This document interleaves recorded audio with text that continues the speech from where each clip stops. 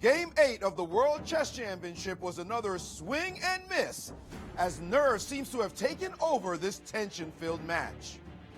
Fabiano Caruana got the sharp opening he wanted against world champion Magnus Carlsen, but nervous hesitation on the part of the challenger allowed the champ back in the saddle, and the game followed the previous 7 by ending in a draw. The players are back to do battle with the eyes of the world watching their every move. Game 9, live from London, coming up next.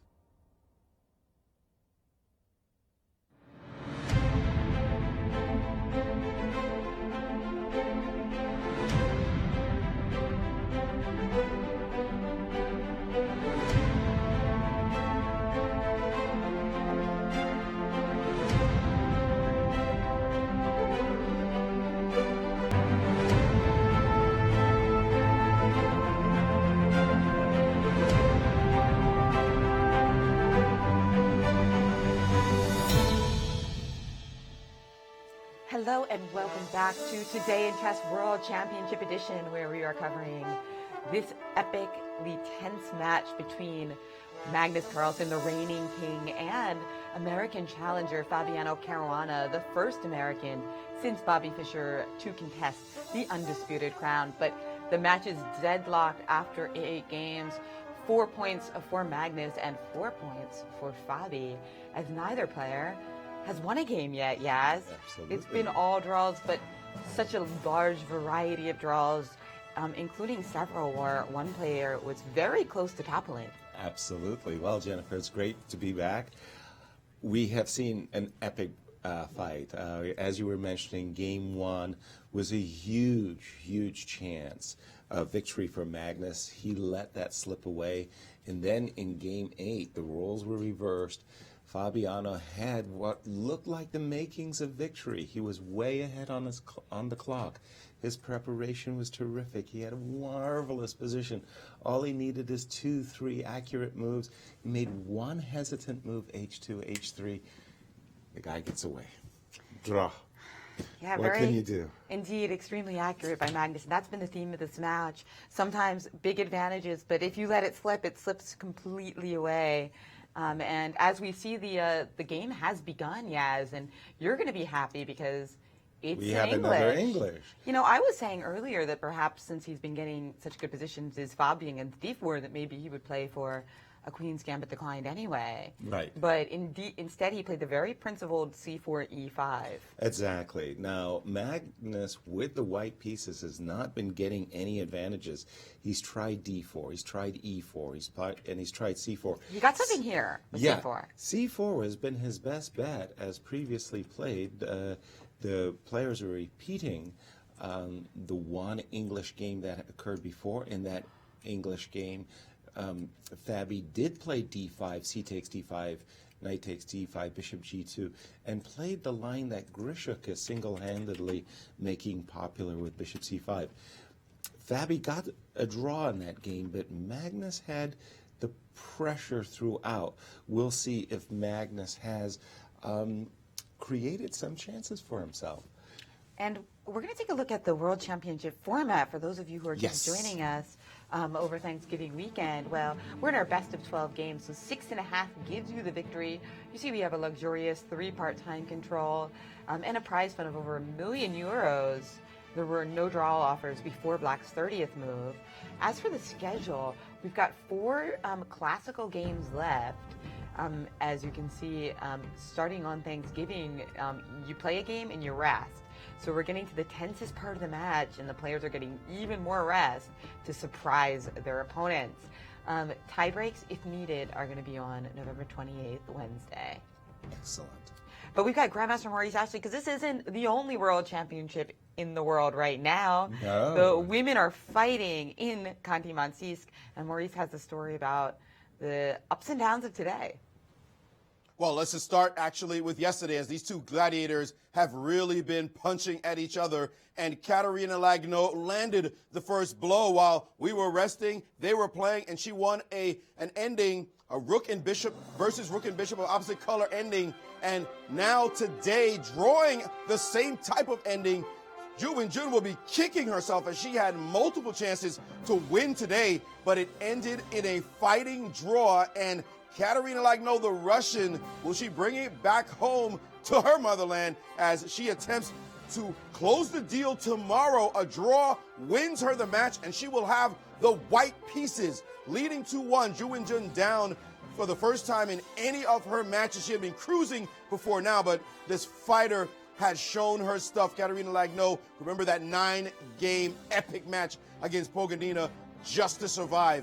Well, if she does win tomorrow to Ju Wen-jun in a must-win game, there will be a tiebreak, and it will be best of rapid to start 2 games, and then blitz, followed by even quicker blitz, and then, if necessary, a sudden death Armageddon game. Well, that certainly is an interesting match and classic indeed, but we have a fact for you that Fabi fans are not going to appreciate. In the entire history of World Chess Championship matches, we're going back to 1986 when this all started, only 7 were tied after 8 games. Guess what? The champion prevailed in every single one. 1989, Steinitz-Chigorin was the first, and then the last being Anand Gelfand, Anand needing a tiebreak to actually win that one.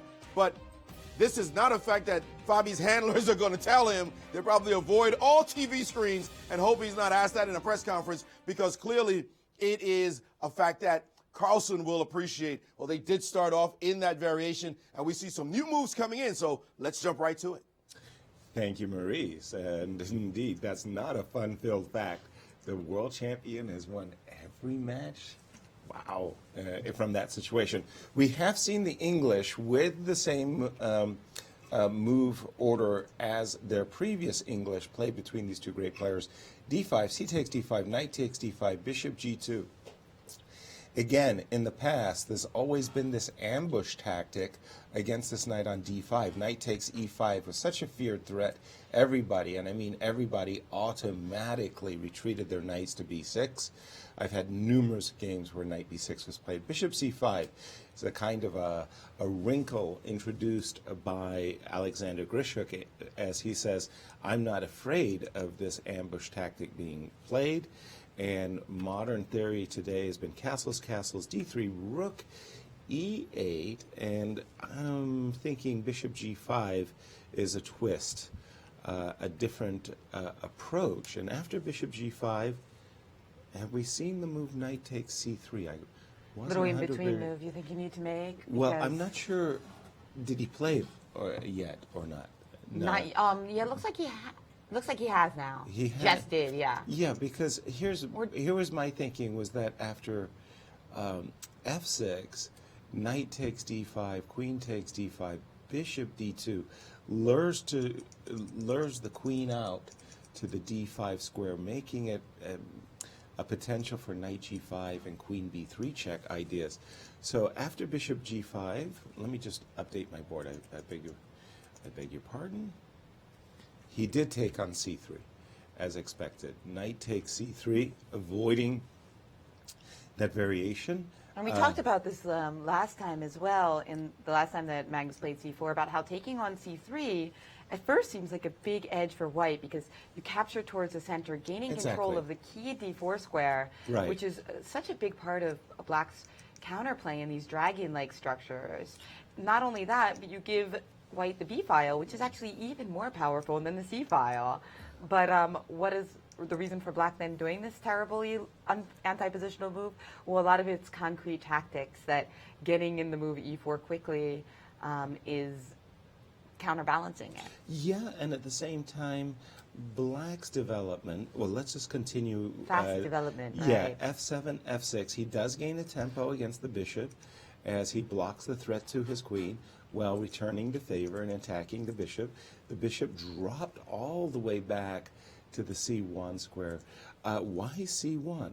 Well, the only alternatives, the alternative squares, E3, white wants to avoid, as you say, that line where you could take, and play E4. And if you put your bishop back on D2, actually it hampers white's idea. That white's problem is that this knight on F3 doesn't have very good squares to move to. The d4 squares is attacked by the pawn on e5. The g5 square is defended by the pawn on f6. And Magnus plays the move bishop c1 because he's anticipating that in the near future he'll move his knight from f3 to d2 and then hence on to the e4 square. So bishop c1, bishop e6, and I believe we're caught up with the players, as we really do have a reverse Sicilian dragon, if you will. And Maurice, what's the current state of theory in this position, or lack thereof? Or lack thereof. Position. In fact, we have this position that has been seen by theory, of course, quite a few times. Not that many games, it turns out, but still enough games for us to take a look at. The main move, bishop d2, which is what Magnus played in game 1. We also have knight e4, knight takes on d5, knight g5, a3, queen to b3, lots of tries. Bishop g5 has only been tried once that we can find in the database, and this was a player whose rating was 2195. 2195. We're talking about 640 or so points lower rated than Magnus Carlsen or these two players, in fact. So this is not a popular move. Knight c3 was played in that game by his opponent, and after f6, the move bishop to e3 as opposed to bishop to c1 was played. Yasser, you're wrinkling your nose. I can see that, allowing this trade. Black went on to win this game. So this game, no doubt, it looked as though Fabi played very, very quickly after bishop g5 and must have looked at this move as well, as it's one of the options, and it's an aggressive one because it makes a point. It's attacking your queen. So you've got to look at forced moves. And now they're in a new position. So this position we see here, bishop c1, Magnus's move is new to theory. And then we had bishop e6 followed pretty promptly thereafter. Did Fabi play after this move, bishop c1, Maurice? Bishop e6, which is obviously a very consequent move. You're developing a piece. You're about to play queen d7. White's best piece is this bishop on g2, and many times you start angling for its trade. But now comes the surprise for me. I thought that Magnus was going to play knight d2. Jennifer's also mentioned a rook b1, and even something to be said for an a4 and bishop c1 idea. Queen a4 is also on the menu. Queen a4, a very dragon-like moves. Yeah. I mean, for me, the most obvious and direct, and dare I use the term best looking move to my eyes would have been knight d2. I could have also made a very strong argument for a4, but then Magnus played bishop b2. Wow, that does look odd. So what he's saying Whoa. is he's trying to play for the move d4, which That's exactly what he's saying. is not the normal plan. Not at all. Usually you kind of, I guess the reason it's not normally the plan, normally when we flip the colors, if you could get in d5 in the Sicilian, it's always considered quite great. Yes. But this is a little different because it seems inevitable that upon playing d4, your opponent's going to be able to get an e4. Well, amongst other things, this pawn on d3 does a very nice job of defending c4 and e4. So, for example, let's say I play bishop b6, and I go ahead, just go ahead and play d4. A lot of Grunfeld players would be very, very happy that this square had fallen into And what about their midst. d5 too? Yeah, Yeah. bishop coming to d5 with the direct threat of just taking on f3 and winning a pawn. Taking on f3, as you mentioned before already, Jen, e5, e4, kind of getting a lock in the center. Maybe one day again, Grunfeld players would love to put a knight on c4, especially against this bishop on b2. And you're probably forced to play something like e3 just to defend your pawn, and then as you mentioned, that knight a5 maneuver looks quite tempting. Yes, no question about it, and also does f5, f3. It does look very puzzling to play for the central push d3, d4. But again, once Magnus put his bishop on b2,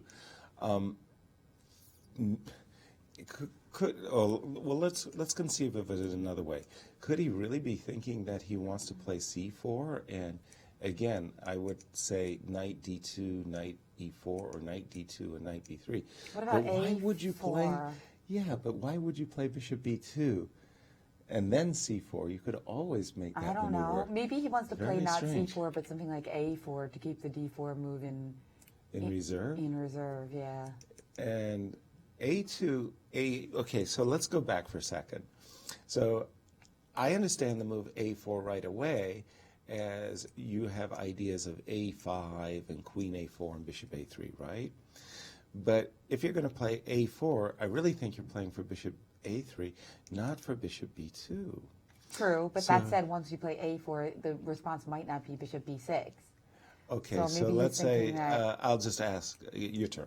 But, I'll just but make I'm a saying move. you wouldn't have played bishop b6, so maybe that's what Magnus is thinking, bishop b2, bishop b6, and then a4, and bishop b6 wasn't the most useful move. Okay, so... Arguing that maybe bishop b2 was as useful as bishop b6. Well, it oftentimes happens that because you have the open B file, and whether you use that B file for rook B1 or queen B1, you end up winning a tempo against B7. The bishop on C5 is hanging. Right? I don't understand it yet. I'm trying my best. I understand. You bring your bishop back to safety, and you kind of stop a frontal attack against the pawn. So bishop b6 is useful. Maybe now your knight d2 move that And you've it's been wanting to play. Absolutely. Knight d2, wonderful move. I'm all for it.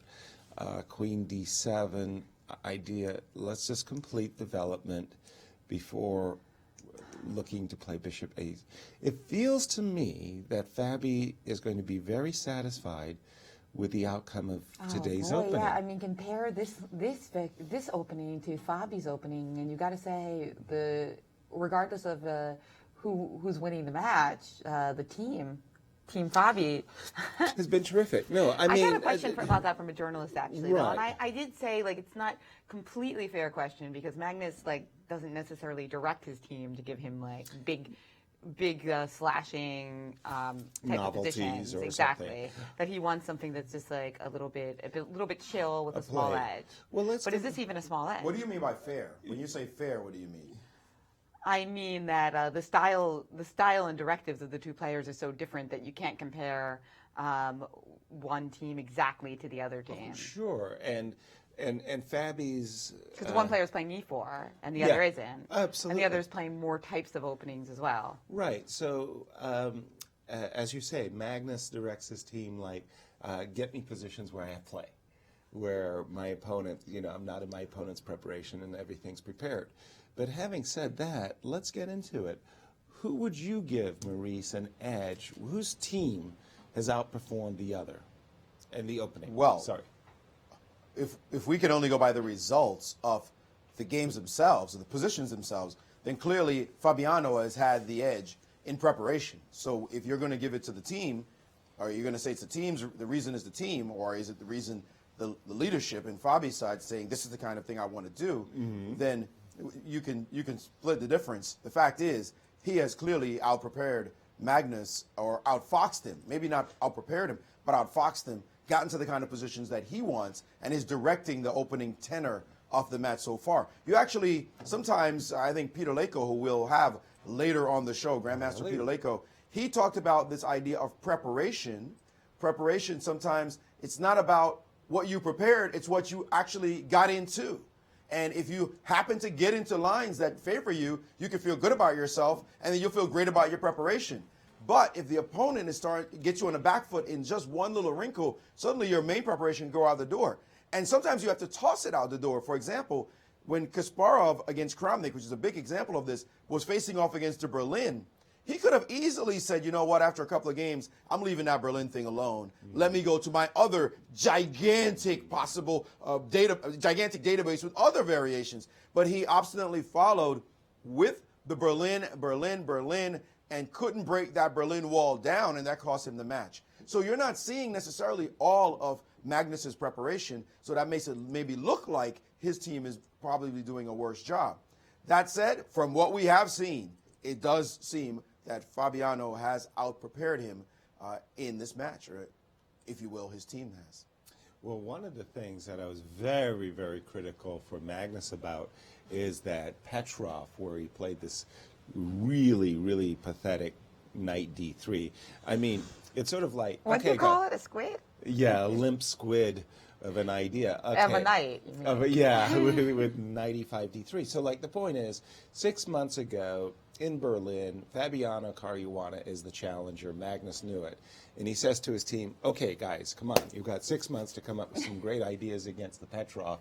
And they come up with this absolute rubbish. No, that's unacceptable. That was really, really, really bad. I do believe we have some moves, and I think it was based on the move d4, by the way.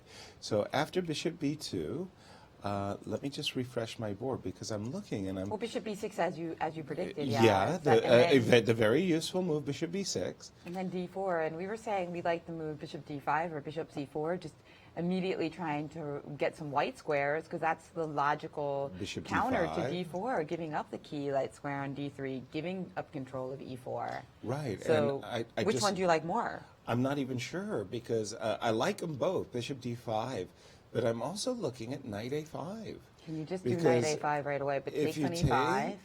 I do have the move knight c4, which will win back. I'm not sacrificing a pawn is basically what I'm saying, and I'm getting this very nice and useful tempo. But my knee-jerk reaction, if I was playing a blitz game, is I'd probably park my bishop in the middle of the board, go for that line where you said, Jen, you got to be concerned that I may capture a pawn by capturing on f3. And I was thinking I had to play e3 here to just to shore up yeah. this pawn, right? And then you're getting a position where, again, I think a lot of players would be, oh, wait a minute, did I blunder something along the d file? I have to make sure that I don't walk into some knight takes e5 idea. Yeah, some kind of hit, like, yeah. Although knight takes e5 can be met by rook e5, so it must be something different, like just a pin. Yeah, I suspect I can play, again, the same as before, this knight to yeah, a5. what happened to knight a5? That's what, we didn't find a good antidote against e3, knight a5, right? Well, but I'm also thinking if I can play bishop d5 and provoke the move e3 without moving my knight, right? Like, the bishop on d5 is very good. Like, we're just very happy with this bishop parked on the center of the board, eyeballing both flanks.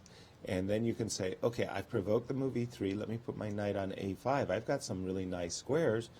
And I think black will be, again, a very successful outing for the black pieces. And we're seeing it throughout the match. I mean, black has been dictating the course of the match, and I don't understand why this is happening. Normally, it's a big advantage to have white. Maurice, we think, Jennifer and I reckon, Fabi's happy. You know, and to my eyes, as a human player, as you guys are, I think, this this looks good for black. But I am so mystified by the fact that Magnus played this variation, a very forcing line, pretty much with bishop g5, bishop c1, play bishop b2, and d4. Right. Got to dig a little bit deeper. There's no way he's just waltzing into a position where black has simple blockading chances, and that's the end of that. That just can't be right. That sounds too weird, too fairy tale for the player with black to think. So my concern about this formation is that the move knight c3, you mentioned that this is a reverse dragon. Yeah. But the knight takes c3 move is not something that happens. That is, when white plays, white normally doesn't like to take on c6 Exactly. in any Sicilian because it strengthens the pawn formation, bringing a pawn to the c3 square. So as far as black is concerned, when you see knight takes c6 happen in a dragon, you think, you better show me something because my center is going to be good forever. Mm-hmm. Now, Magnus got it as white. So knight takes c3, it happened right here.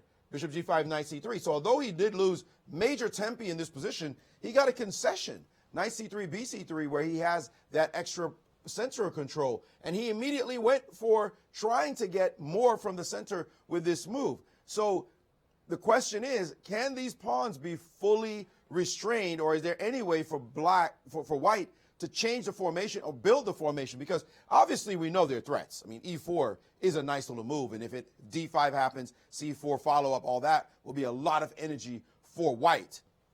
So you played the move bishop d5, and I'm going to play, I saw the move, devil's advocate, we played the move e3 here. Right. What do you do next? You want to play knight a5? Yeah. And now, check out this engine move. Takes, takes, and queen c2. Okay.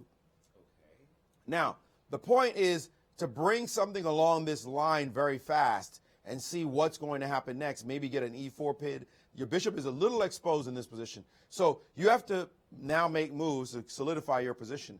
Probably, well, I'm going to let you move.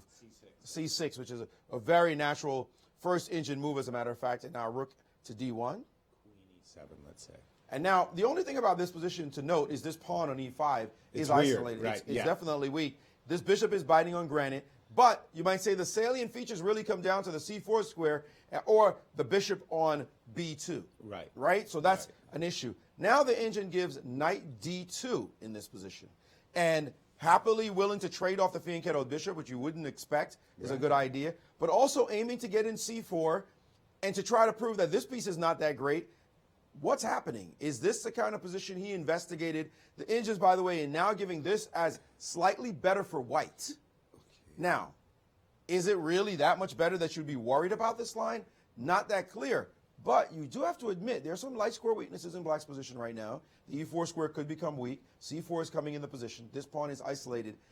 If it's a position that he investigated very, very carefully, even if it's equal-ish, white knows what's going on. He'll have prep. This is not preparation that Fabi would have suspected, I think. Bishop g5, bishop c1, with the idea of going to b2 to play d4 and let me blockade your position. So, surprise is a weapon in chess.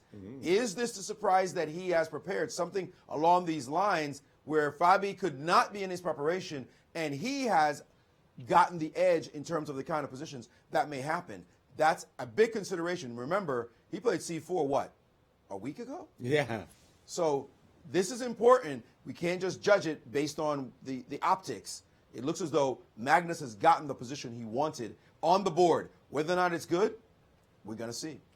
That would be some deep prep, if true, Maurice. That's extraordinary. So let's By take a the look at way, our this is our guest lineup. Looks exciting, Jennifer. That's right, 3 appearances by Gary Kasparov. Basically, every round after today, Gary will be with us, which is so thrilling. And today, we have Peter Leko coming on. What an outstanding coincidence it was that he was on air with us when this Sveshnikov. My dad was watching, and later he was like, "What happened? Did you call Peter up after you saw it was a Sveshnikov and said, let's get the foremost specialist in the world to take us through the Sveshnikov? Why don't we? Of course." How often it is that you mention such a lineup and you don't mention Anand Vishy. and Kramnik are also on the show as well. You neglected to mention that. No, I was getting there. I know. We're going to have Anand, of course. Leko today will be arriving shortly to give us his insights. Fantastic commentator, by the way. But also Vishy joining us. Vishy joining Gary. It won't even be at the same time. They're coming on at different times. Right. So we'll be able to enjoy their varying insights. And then Kramnik, if Game 12 is necessary, then Kramnik will be on as well. There's some interesting World Championship titles between those, huh? How many can you count? How many matches have those played? I know Gary's got, 6, 7, I can't even count Gary's. 7 World Championship matches for Gary, but the first one was an aborted match. So we're going to say he's a 6-time world champion. No. What are you talking about? He played 5, but except one the aborted was aborted. one. So he played. He got a measure of Karpov Oh, four times. You're saying as a title holder, because he did play against Kramnik. As a title winner. As a title winner. Yeah. Right, but remember, he played Kramnik, Short, and Anand, so that's 3 more. But so he held the title for 6 and lost 1. Right. So he's played in 8 matches, 1 aborted, 1 lost, and 6 won. Correct. And then Kramnik played against him and Leko and Topalov. That's 3 that he won. And then lost to Anand. That's right. And then Anand, man, he's got so many of them. 5. He's got 5 titles, but he also has played in matches, knockout, tournament. He got, whew. Star-studded. So that's what he's saying, 6 and 5 and 3. So that's 14 world championships. Titles between those 3, and then Leko, of course, was a challenger. Amazing stuff. I can't wait. I just really loved the interview with Kramnik, and I mean, Anand is so great because when you interview him, especially when it's not about a tournament that he's playing in, he's so honest and matter of fact about things. I see him as super objective in these things. Yeah, right? but then his opinions, because his depth of understanding and preparation is so deep, his opinions aren't what everybody else is saying. Right. So he's both objective, but also his objectivity is better than other people's objectivity. It seems so. It seems so, doesn't it? I mean, and especially where Fabi is concerned in this match, he didn't see,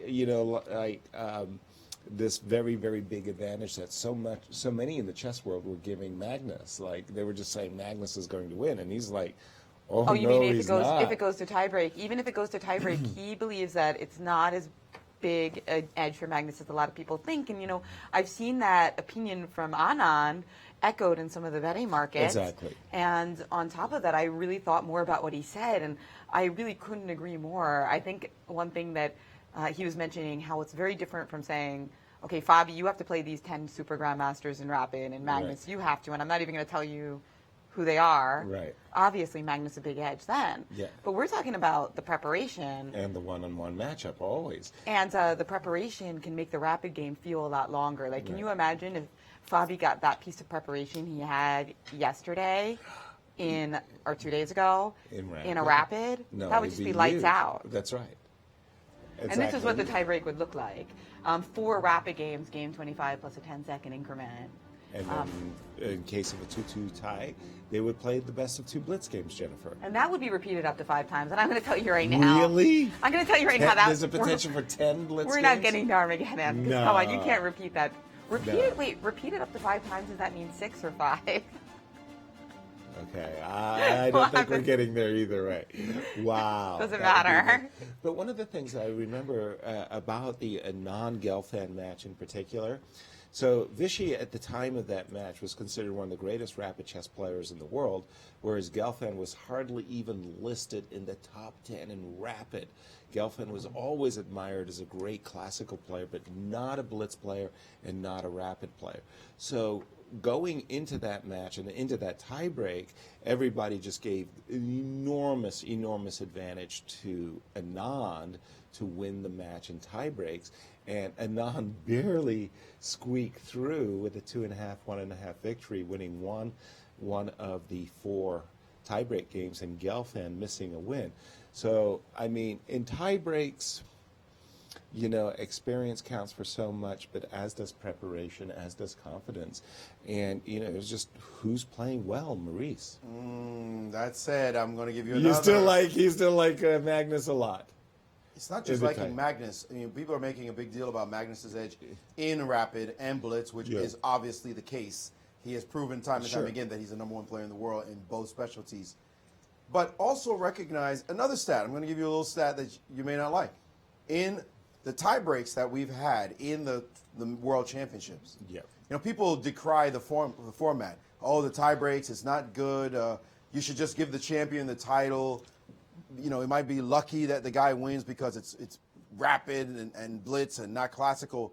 We've had 3 tie breaks so far, right? We've had Kramnik Topalov, we've had Anand Gelfand, and we've had Carlsen Karyakin.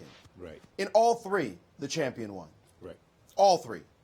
Right? So we talked about after 8 games, the champ wins all the matches in 7. Also, in all the tie breaks, the champion has won. That's okay, Maurice. In poker, we need like 1,000 iterations to feel concerned. Okay. At least 100. Look, we need at least 100. I'm not. You're saying concern. You're talking from a Fabi point of view.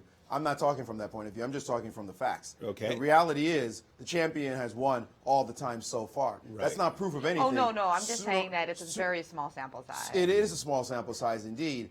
But that said, you don't have to go to just Carlsen being better at rapid and blitz than Fabi is. You can also go to history and you'll see the trend. The champion. There's a reason why we've only had 16 world champions in the history of the game. Since 1886, we've only had, along the classical line that is, we've only had 16. There's a reason why, because the champ usually is able to defend his title. Now, Tampa's gotten some favors, like Botvinnik, when he got some rules that really favored him in terms of a rematch clause, for example, or Karpov, he got not only a rematch clause, but also got seeded into the finals of the candidates matches versus Kasparov. So we saw him play Kasparov again and again and again. A little bit of favoritism there.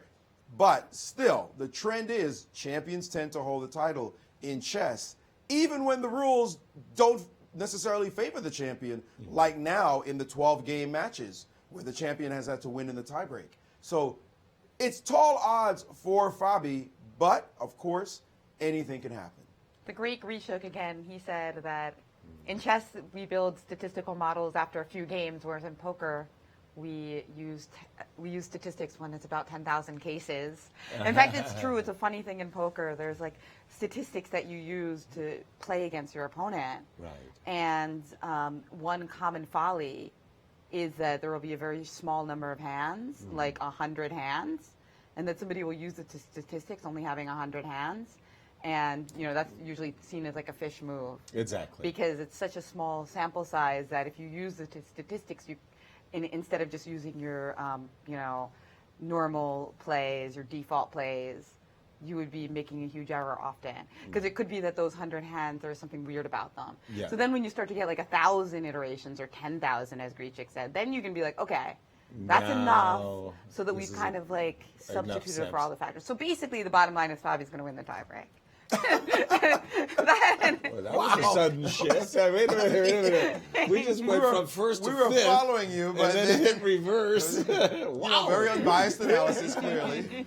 Okay, Team Fabi wins again. I went from A to Z there. It's like Mike Ditka. Who are you favoring for this year's Super Bowl? The Bears. By the way, Bears. I saw a lot of people on Twitter, from Eric Rosen to Anna Rudolph to Kostya Kavutsky to Simon Williams. They all went to a party last night. Ooh, and excellent. Apparently, like, one of the things is when you got to the party, you had to pick a Fabi mask or a Magnus mask, and you played like a Blitz tournament. So it was like a sea of Fabi's versus a sea of Magnus's. I mean, obviously, a masked ballroom. The mask was kind of like that, so like you could see the board. So it wasn't just like blindfold chess. They didn't have the mask cover up everything. That sounds like we missed our invite there, Jennifer. I know. Maybe we got to talk to our agents and figure this one out. By the way, only because Fabi has gone into a deep think, and we were just been talking, Maurice, about that Bishop D5, very unusual, and I must say, I found it slightly disconcerting, your suggestion of DE5, Queen C2. I can make an argument, I think a pretty decent argument, that White has a lot to play for in that position. I'm just wondering, a move that you resist playing, but how good or how bad is it? E5, E4, attacking the knight would drop back to presumably to D2. An argument might be made for knight E1, but then I play F5, and obviously you'd like to play C4. You'd have to defend the pawn on D4 with the move E3, and then how would the situation after knight A5 get judged? Well, two ways to play in that position. Yes. Like instant, both of us would say Queen E2 to try to play for C4, or something to try to play for C4 somehow. Right. Or the other plan is to play the F3 break. Right. Precisely, both. So those are the two plans in that position. I don't see G4. Back that up. G4 looks suspicious. You're But really let's play opening it. up Let's your play own it. king. Yeah, a little bit and then taking on E4 with another interesting question, probably with the bishop, right? But anyway, so that's I'm just looking at all the breaks. I'm looking at all potential pawn growth, C4, expansion, F3, G4, F3, and G4.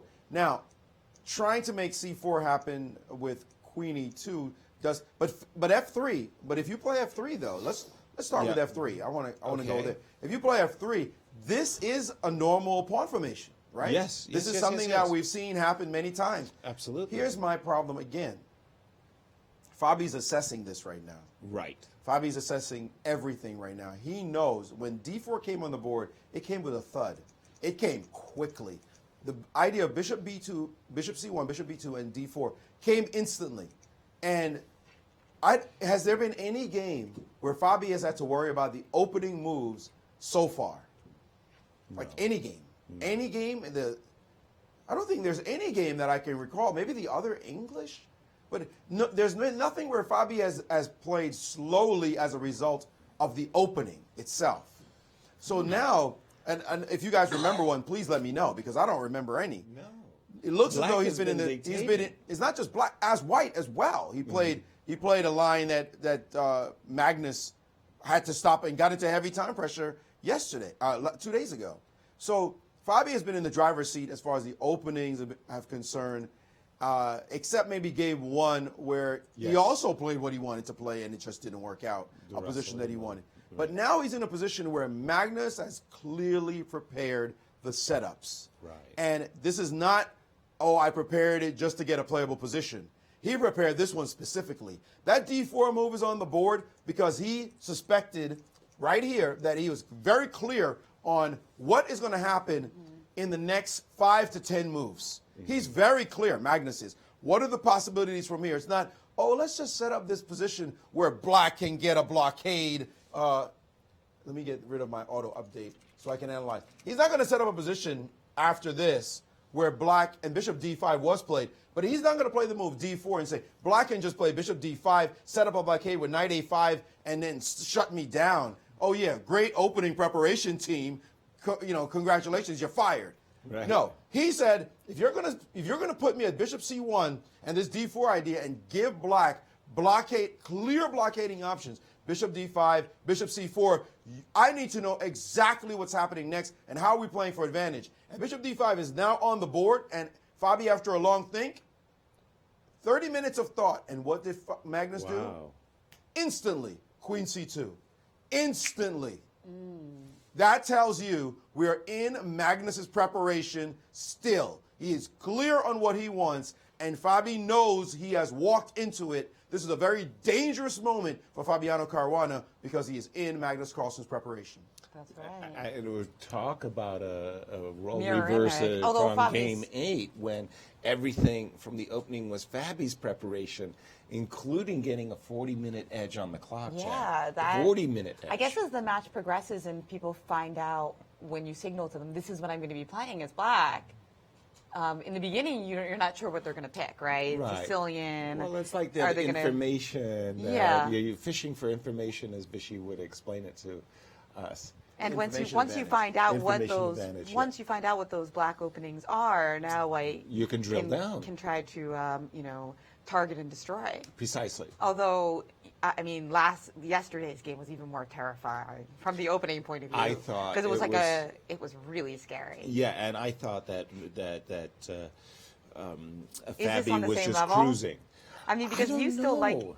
I don't know if it's on the same level because again, it's not like black has done anything precipitously wrong. Like, what has black done that's bad that we can jump on him and say, okay, I'm going to criticize you, Fabi, for developing your pieces in the center? Right. You know, Whereas I mean, in the Magnus's only- case, it's already such a sharp, risky opening that it's kind of natural that there might be a nook and cranny where you get worse. Is that what you're saying? Well, I'm just saying how, you have to win the game, you got to punish my bad play, right? But I'm asking you to distinguish between yesterday. I mean, 2 days ago. Like, why was it different? Because Sveshnikov's just a risky opening, so you really have to have everything hold up? No. In the Sveshnikov, Magnus, this bishop d2, a5, he reacted very poorly with this g5 and Right, f5 okay. and Yeah. not shutting him down with a6 and a5. So, but there was a small window. Like once Whoa, he played, whoa, whoa, wait a once he minute, played wait a minute. g5, it was Only like, g5. Yeah. Only No, g5. I saw- You think you saw a big edge after f4? You were lauding the possibilities after F4. That's what he's saying. No, I'm Yeah. saying that I think that Magnus should have taken the time to play a6 and a5. So I would say that was a first mistake, and then second was g5. So to my mind, it wasn't enough to make one mistake, but there was two mistakes that gave Fabi the big edge. Now, in this position, what is it that Fabi's done that's so bad? I understand that it's all preparation, and Magnus has played queen c2, and he's eyeballing opportunities for e4 as well as takes and C4 c4. as well. He's got he's all going gangbusters, but I'm saying I can't put my finger on it and say, oh, no, this is a mistake that Magnus can exploit. Magnus is just playing quickly and fine, but it's not like Black has a bad position. And yeah, so you might be just describing the situation after the fact, because in that game, the game with the Sveshnikov that you're talking about, yeah, there was theory when I went back to the room. Yeah. Look things up. It turns out that in correspondence game, or in a very famous correspondence game, there is theory in that line that says that Black is perfectly fine Up to G5? Up to G5. He should not have played this idea with G5. G5 was just a bad move in that position. He should have gone for, actually he had an earlier shot by playing Knight E5, immediately the Bishop F6 idea. That was all fine for him. Right. That was all supposed to be fine. That is something you might see as a one-off. If I'm not sure Magnus will want to go back into the Sveshnikov at all, but if he does, it turns out that Black is fine in that opening, and he could allow what happened in the game to happen yet again. Will he do it? Will we see it again? We don't know. That position, however, was extremely sharp, double-edged. And you're making a great point, Yaz. Here, it's hard to note what he did. He developed his pieces. The only thing you can point to, if you're going to point to anything, is knight takes on c3, right, giving White the superior center for the long run. Exactly. If White's given the favor of a couple of moves, yeah, White's going to overrun Black. Sure. If White's just given the favor of a couple of moves. Right. So Black has to respond well right now. Right. Not that he's worse, not that he's doing badly at all, but White does have strategic trumps. We see that. It's very clear. This center is big. And if it expands, then you got problems. So, so if you're going to argue the little challenge of knight c3 not being what you want in a Sicilian, that's just in a reverse or otherwise, you don't really want to take on c3 and give the player that big center. If you can shut it down, then you're good. Right. That's a big if. Has Magnus looked into all the fine points and said, and his team, you know what? It's not so easy as people think. People might think at first blush. And yes, knight c3 is a mistake from a strategic standpoint. That would be the only argument, yes. Okay, if I can play concretely for a second, let's just take all the subjectiveness out of it, and let's say I'm Black and I want to shut everything down and I want to prove equality as soon as possible. I will take on d4. E5 takes d4. C3 takes d4. I will play bishop e4, attacking your queen. So again, I want to play very concretely. Where do you want to move your queen, Maurice? That's a heck of a good question. Let's put it on. I want to play queen a4 to avoid you, because you're going to play bishop d5 if I check you. No, in every case, whether you play queen b3, queen c4, queen a4, I'm going to play queen d5. So you would like to play queen a4. Yes. I'd like to post up with my queen in the middle of the board, eyeballing a pin. Your knight on f3 can't move because bishop g2. And I'm just rock solid in the center is what I want to say. Queen d5. Gotcha.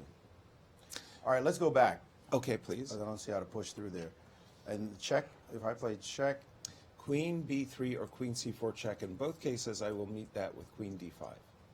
Now, you can trade queens and play e3, but in that ending, middle game ending, I'm not that upset because your center is pretty much fixed. Okay, on let's the go. e3 let's and go. d4 square. Takes e3. Takes on d5, e3. So pretty much you wanted to avoid bishop f3 followed by knight takes d4. Okay, so now I'm figuring the center is pretty closed. Let me get frisky. I want to play c5. So first, give me ideas like knight e4. Welcome Where to are the you group going? out. Where you welcome to the group out? Once we get c5, If I play if I play bishop c3, no, you're going to take on a3. And a2? Really? Bishop Are you going to do that? c3. Boy, you're testing my results. I'm a was bomb grabber. It was just my first. No, but you can play takes and play a5. Then bring your knight back but out. You're saying that my knight is kind of. But I can. No, but you have a5. A5. You have a5 to bring it out. Okay. Because bishop d2, it doesn't have a lot of places to go. Indeed. Okay, let's just show this for the audience. So even though my knight is trapped on this a2 square, I have given myself a recourse to retreat with the move a5. I wish I had some kind of tempo gaining move. I know, with the knight. knight, some knight E4, somewhere, or but it doesn't seem to. A jump. Yeah. A jump. I know what you're saying. Uh, Both of you guys want to beat up on me today. What did I do? I fell out of the wrong side And he of the did take bed? on d4.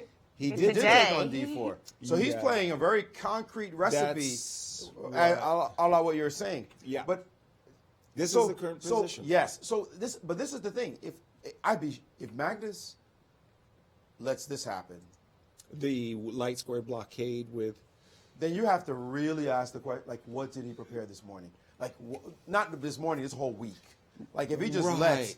this simple thing happen. So I'm trying to understand why he would play like this, because all of us are looking at it and saying, from a logical standpoint, black should be fine. exactly. So looking at the other side, you've got to imagine that Magnus came with some weapon.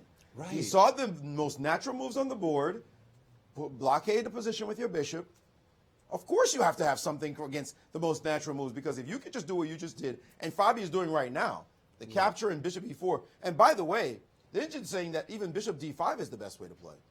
Not even queen d5. Right, not even more concretely, because you do have to deal with the threat of capturing on f3 And taking capturing your on pawn on d4. d4. That is something that's real. And by the way, e2 is hanging. And by the way, e2 is hanging, so queen c2 and bishop e4, and are we really going to see a repetition Right. like this? That's literally taking white and just throwing it out the window. So No. that would be stunning. And we have Don't we, throw the. we don't do have throw the bishop turkey e4. out the window. We do have the capture, guys. The This baby is with the bathwater. this is crazy. He did capture. He did go to this point, and now bishop e4 is on the board. And I Right. believe queen b3 check has also been on played. the board. But on how? the board. That's only once. Okay, but it doesn't matter because you have a threat of taking on f3 and That's taking concrete. on d4. That's real. That's like that's Yes. coming very fast. So it doesn't matter if you repeat or not. I mean, this is. Wait, are you saying there's no way out of it? I'm not really sure. The inch is giving us best what to do with your queen. Go back, defend, bishop here. Can we go Queen- to like d1? What? No? Yeah, well then I'm very happy that I've driven you That's back not even to chess. d1. That's not even chess. I The don't care queen what your went preparation from is. C2 to d1. Hey, I'm trying not to make a draw. Well, I I understand. literally don't understand. care what your preparation is. If that's how you prepared, Wait, you okay. could throw that Anything out else, the Yaz? window. What do you see? I Queen see d2? not that much. Bishop Seriously. d5 played. By the way, bishop d5, Why- not the move I will queen say d5, that which I today like. Magnus showed up wearing a bandage on one eye. What? Something happened in sports yesterday. Piracy? Yeah, they say that with Magnus, it's the rest day is the most dangerous day Well, I because remember. he's always doing so many sports. No, I remember him in Vaikanze playing a soccer or football match where, man, there was some serious tackling going on. I was like, this guy's the world champion. He's going to get himself hurt. I mean, he takes his sports very seriously. I mean, he's a very competitive guy. He doesn't like to lose in anything. Maurice, this is really bizarre. Repetition almost looks No, Queen to D1. my He That's played. what's He happening. did play queen d1. Yeah. He did go all the way, but he Well, avoided but after the Bishop draw. d5, not with. No, not with it Bishop went. d4. It went. No. No, it went Bishop b4, Queen b3 check, Jen. Yes, Bishop and then after d5. Bishop d5, we were looking at Now, Queen c2 or Queen d1. Yeah. Protecting the pawn on e2. Presumably, he's not afraid of Bishop takes f3 and Knight takes e4. Can we just see why he's not afraid of Bishop takes f3? Now, taking Well, with the there's pawn is something- ridiculous because then, so you have to take with the Knight. Yeah. Force majeure, right? Now, I'm a little bit afraid of Bishop takes d4, Queen b3 check. That's so the point, yeah. So let me just capture immediately with the Knight. Okay, so Now, now if Bishop You takes- can take down here, but then So I'll E2 take is on hanging. e2 with a check. So if I play Bishop d4 and then Bishop takes d4. so my idea is that if Bishop takes d4, I'll play Yes. Queen b3 check followed by Rook d1. Exactly. And And then you'll be a happy camper because Yeah. you'll have me in a pin and your odds-on favorite to win this pawn. and you can't play Queen f6 Win this piece. because this is a cool construction. Normally Queen f6 would save the day, but Yeah, But my E3, pawn what is are you on gonna do about f6. E3? It's not permitted. Yeah, So that exactly. means that after Bishop takes d4, I will be obliged to retake exactly with the queen. right. And Now, now again, you do have this check and rook d1, and yes, d7's going to hang. And I presume there so this I is would what like Magnus white. This is what Magnus is playing for. I mean, even though it's bishops of opposite color, I just feel it's more comfortable to have white. I don't think it's a huge edge or anything. But okay, and Fabi's not forced to capture. No. I don't think he'll take it. Either. He can just kind of, Maurice, he can just build up the pressure to try to take it later, maybe like queen d7 and rook d8, and then obviously at some point we're going to be threatening bishop f3. Clear. And then you're going to be forced to play e3, right? Right. You one day, Maurice, could you just ask the chess engines after the move queen b3? I was always, I had it, well, not in my heart, but it certainly is an intent. My intention was also always to play queen d5. How did the engines assess that ending after queen b3, queen d5? I understand Fabi played the move bishop d5, but did they think white was significantly better? Slightly better. Just like 2/10 of a pawn? Yes, exactly. 0.25.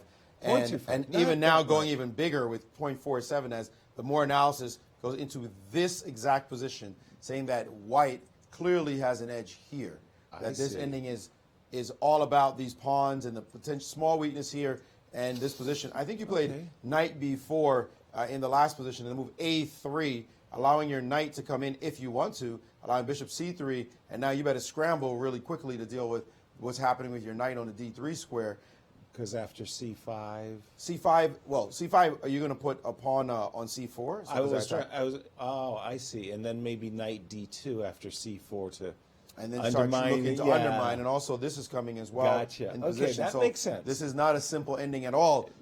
That's a good argument. Again, the idea of this clear repetition and easy play, Magnus is still in his preparation. Queen d1.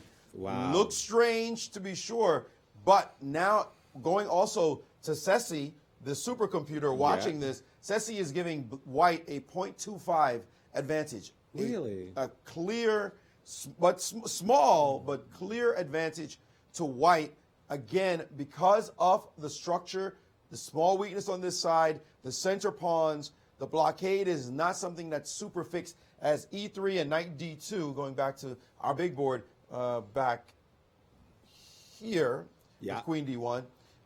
E3 with knight d2 will lift this blockade. It's not just going to be something that you're able to establish just like that. And maintain. Yeah. So it's still a sharp and interesting position. We are still in Magnus's analysis. Fabi is down now almost 50 minutes on the clock. Wow. Magnus is down. Fabi. I said Fagnus. Yeah, Magnus. That would be a super duper chess player. Right. But Fabi is down heavily on the clock, and Magnus is in his preparation. I don't know what accident got any eye patch and all that, but he is very confident. No accident here. He's got his position that he wanted. Wow. I still find it remarkable. Now I know why I like the English. If you get a 0.25 and you take a move like queen c2 backwards, you make a retreat move and you still have an advantage. There's something good about the English. And you could say, well, in that case, Yasser, there's something good about the Sicilian as well. And I would say that. Right. But just to point out the obvious, Magnus is totally in his preparation. Fabi has burned nearly 40 minutes off the clock, so we're not shocked here that Magnus didn't go for the repetition. He's clearly got an idea here. Well, and again, one of the things that as a chess grandmaster you're very aware of is the chess clock. I mean, we tend to think of the position, the chess position only. In fact, the chess clock is a part of the equipment. And as a chess grandmaster, I'm very aware when my opponent's burning a lot of clock, looks a little bit nervous, and that gives me the confidence that I want to play on. When I see my opponent is really behind on the clock, I think I can exploit my opponent's time trouble. So definitely Magnus getting a positive signal, I want to say, from Fabi on the clock. I would like to add to that. first of all, I want my move F6 back to F7. Clearly, Like, just clearly. please, could I I be- mean, Yeah. right. Right? And I'm I not- play bishop takes F3. I am right? Yeah, really exactly. not happy with that. Right. And the other thing I will point out is the idea of fortresses. Right? We talk about is impregnable fortresses. Magnus has said he doesn't believe in fortresses. In the game against Fabi, his fortress was not going to hold up if Fabi had found those supercomputer moves. All right. There's also the same thing about blockades. If you could set up an impregnable blockade, then of course you're set up and you just smile. But if you can't establish that, then the guy's pawns are going to eventually start rolling. So White is looking forward to the fact that here, you have the bishop there. I see you. Mm-hmm. You're guarding e4 for now. I see you. Right. But if you don't have any other type of great play in the position, if you're not playing for anything, for example, right here, Black really needs to move c5. That would be his only pawn break. Right. Like, how do you expand your position? How do you improve your position? Pawn breaks, open up lines for your pieces. Well, if White can suppress this move c5, then eventually White will play a move like e3, queen c2, knight back to d2, bring something to the center, and play for e4. Right. That's what's going to happen.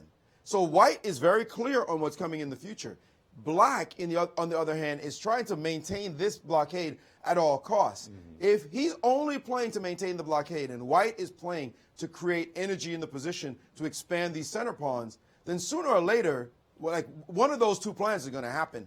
So the question becomes, can you successfully maintain the blockade? And this is what Magnus's team had to look into, because they could see, yeah, you're going to try to stop me on the light squares. Right. Right? They didn't come to this position and say, okay, yeah, this is good enough. Here, Magnus, play this. Magnus would be like, no, wait a minute. The guy's got a great bishop. He's got a rook on the file. He's got e4 under control. His pieces aren't bad. Okay, he does have this little weakness. But could we look a little bit deeper, a lot deeper, the next 6, 7, 10 moves to see can Black actually tamp down White's expansion in this position? Right. That's the critical question where we're going to have to analyze move after move after move. There's a lot of midnight oil burned on this one to see whether or not it's really something that Black is equalizing. Well, exactly. Well, you put the strategic concepts for both players in a clear perspective. It's all about White being able to one day, very, very slowly, it doesn't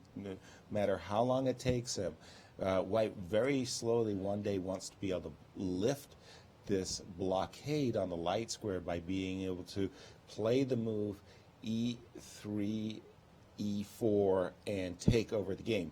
Black, on the other hand, if he can maintain the light square blockade for a long, long, long time to come, including trading pieces, he's going to be doing very, very well. By the way, Jennifer, I just wanted to tell our viewers we've got a very special fireside chat coming up. With two of our guests. Yeah, with two of our guests, Kasparov and the Kasparov Kramnik era that Maurice and I spoke about in our fireside chat. Well, bring us back to London as we have the fireside chat on Kramnik and Kasparov.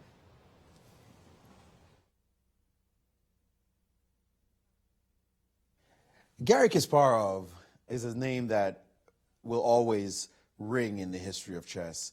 But one of the big things that happened with him was he was such a powerful personality. And when he didn't like something, it showed. Absolutely. And he didn't like the way the World Championship was being run. So after he beat Karpov in their last 1990. match, he decided, you know what, it's time to professionalize chess. That's what he wanted to do. Let's take the World Championship over. Right. Basically, it was a hijacking. Right. And when he played against Nigel Short in 1993, it was not under the umbrella of FIDE, but was under the umbrella of the newly created Professional Chess Association, the PCA.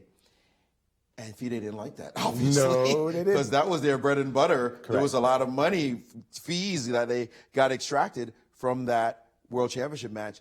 You were front and center in a lot of the drama that went on. No question about it, Maurice. I think of the World Championship 5 matches from 1984 to 1990s, the golden period of chess. And Garry was a real maverick. And keep in mind, each and every one of those matches were multi-million-dollar matches, and FIDE gets 20% of Nice the little price. fee off the top. No question about it. I remember 1987, They had more than 5 million Swiss francs. That's 20% to the FIDE. That's 1 million sweet right there for the FIDE.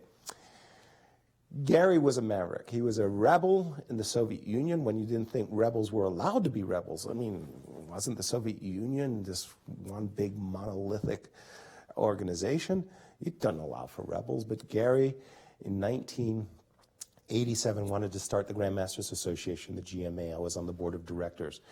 And he wanted to professionalize the sport, bring in commercial sponsors, and he wanted the chess professionals, the top grandmasters in the world, to take control of their livelihoods and their lives. And that was the GMA. And by the time of 1993 rolls around, Gary's more incensed and more convinced than ever that FIDE is not acting for the good of chess, but literally for its own self, for its own bureaucrats. By now, he's been champ for 8 years. Oh, yeah. So he's got the gravitas. He's a big star, not just a chess star. He's transcended the sport. He's transcended the sport, and That's people right. in the common person is finding out about this guy, Gary Kasparov. His name is maybe not Fischer's level, but certainly was a top star in the general world. Exactly. I remember an argument broke out in the United Nations Council where the U.S. representative publicly denounced the Soviet ambassador and called him Kasparov. And the Russians laughed and said, no, Kasparov's the chess champion of the world. And it was like, ooh, so Gary was very, very well known. And he had transcended the sport, and there's no question about that. And Gary had some very specific ideas what he wanted to do, and what FIDE was doing was not cool. And then he plays Nigel Short, his first Western challenger. Finally, instead of his perpetual opponent, that's who he called Anatoly Karpov, his perpetual opponent. He had a Western grandmaster from the UK, Nigel Short, and he saw this as a clash of East and West to rival Fischer Spassky. It never rose to that level of interest. But he wanted to take that match and turn it away from what had often been the case in the past. Private money or public money. He wanted commercial sponsors. And he thought that London should be the first $10 million match. And FIDE disappointed him with the offerings. Again, he hijacked the match, essentially. I use that word strong terms. But it's correct. But he took the match. He played with Short. He crushed Short in their match. Meantime, FIDE continues to organize its own matches because it says we're legitimate. We're the legitimate organization. Right. And the schism breaks out in the chess world. And that continues into Anand versus Kasparov, who played in New York in the World Trade Center. First game on 9/11 in 1995. I remember doing the commentary for that. And then 5 years passed before he finally plays Kramnik. And even that was crazy because Shirov had properly qualified to play against him, but they couldn't get a financier for Kasparov versus Shirov. Right. Instead, he plays against his student. Vladimir Kramnik. So there you have the problem from the schism from the World War II schism, which was like, who held the title? Whose property is the World Championship title? So FIDE's attitude was like, hey man, we're the official guys. It's ours. And prior to World War II, it was like, no, I'm the champion. I own the title. It's me. So Gary essentially, with the schism, was saying, no, the property's mine. I can go and do my own thing, and I'm going to play this guy, this guy, this guy. Except there came a problem. They were back to the old ways where the finances were becoming more and more problematic for Gary Kasparov. It's funny because when you think about the age of the private world championships, that was the 1880s, the end of the 1880s and the early 1900s. It passed, and now we have the late 90s, and it's back to sort of private, even though Kasparov is trying to make it into something more of a commercial enterprise. That's right. And it really didn't work for him the way he wanted it to. Absolutely not. Especially since FIDE held their ground. Exactly. We're going to battle as much as possible. And then he faces Kramnik. And that was really a nightmare for him because he had been playing so well. He'd been the dominant player. Number one player for 20 years. How does he play a match, complete match against someone, and he doesn't win one game? It's a question I have no answers for. I mean, Kramnik was absolutely incredible in that match. Yeah. The Berlin defense is born. He played out of his mind. He played the best chess of his life forever and ever. Amen. I happen to know on a personal level that Gary's going through a divorce, something that he never fell back on. He didn't use it as a crutch or an excuse. But I will genuinely say to you, he had his distractions, but you can't take it away. Kramnik won that match. Kramnik wins the match. Kasparov never gets a rematch. He's Never frustrated, allowed, yeah. Retires In 2005. Of course, the age of dominance of Kasparov is felt. 20 years. 20 years of number one, 15 years as champion. Goes down, as you say, as the greatest player of all time. Yep. I'm going to say, as Magic Johnson said about Michael Jordan, when he said, "I'm the new sheriff in town," you ain't lying. You ain't lying. Yeah, I'm not arguing. That was a bad man, and he will always be remembered as truly one of the greatest, if not the greatest ever. Absolutely.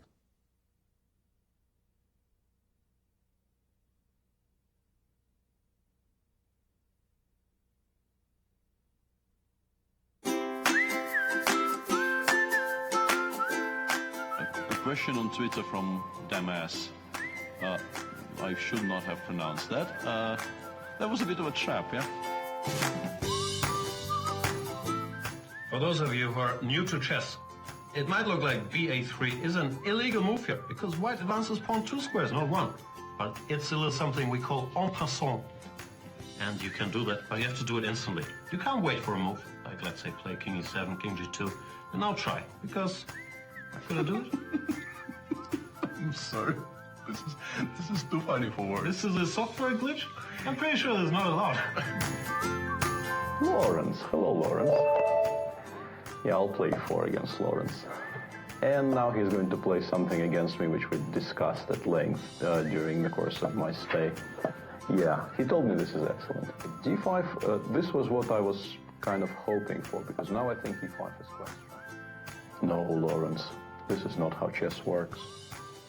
Sadly, it would be much, much more fun if chess actually worked like this.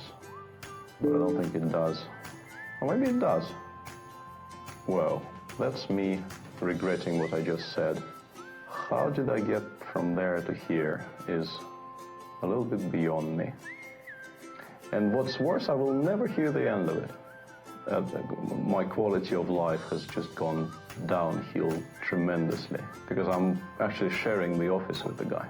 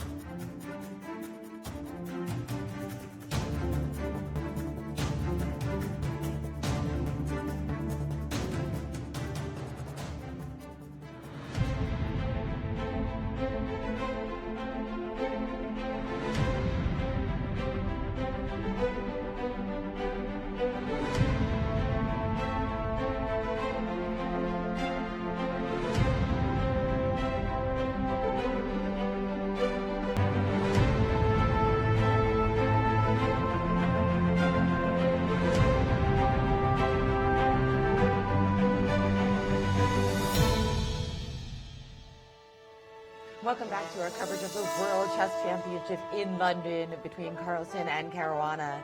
We just had a key move, the key decision by the American challenger. He's played bishop takes f3, and we're going to see the d4 pawn go. Yes. But additionally, white is going to get the b7 pawn and some play potentially on the d file. We're definitely going to have a bishops of opposite color middle game. We've been, Maurice and I, on our break, we're just looking at a very consequent line that went queen b3 check.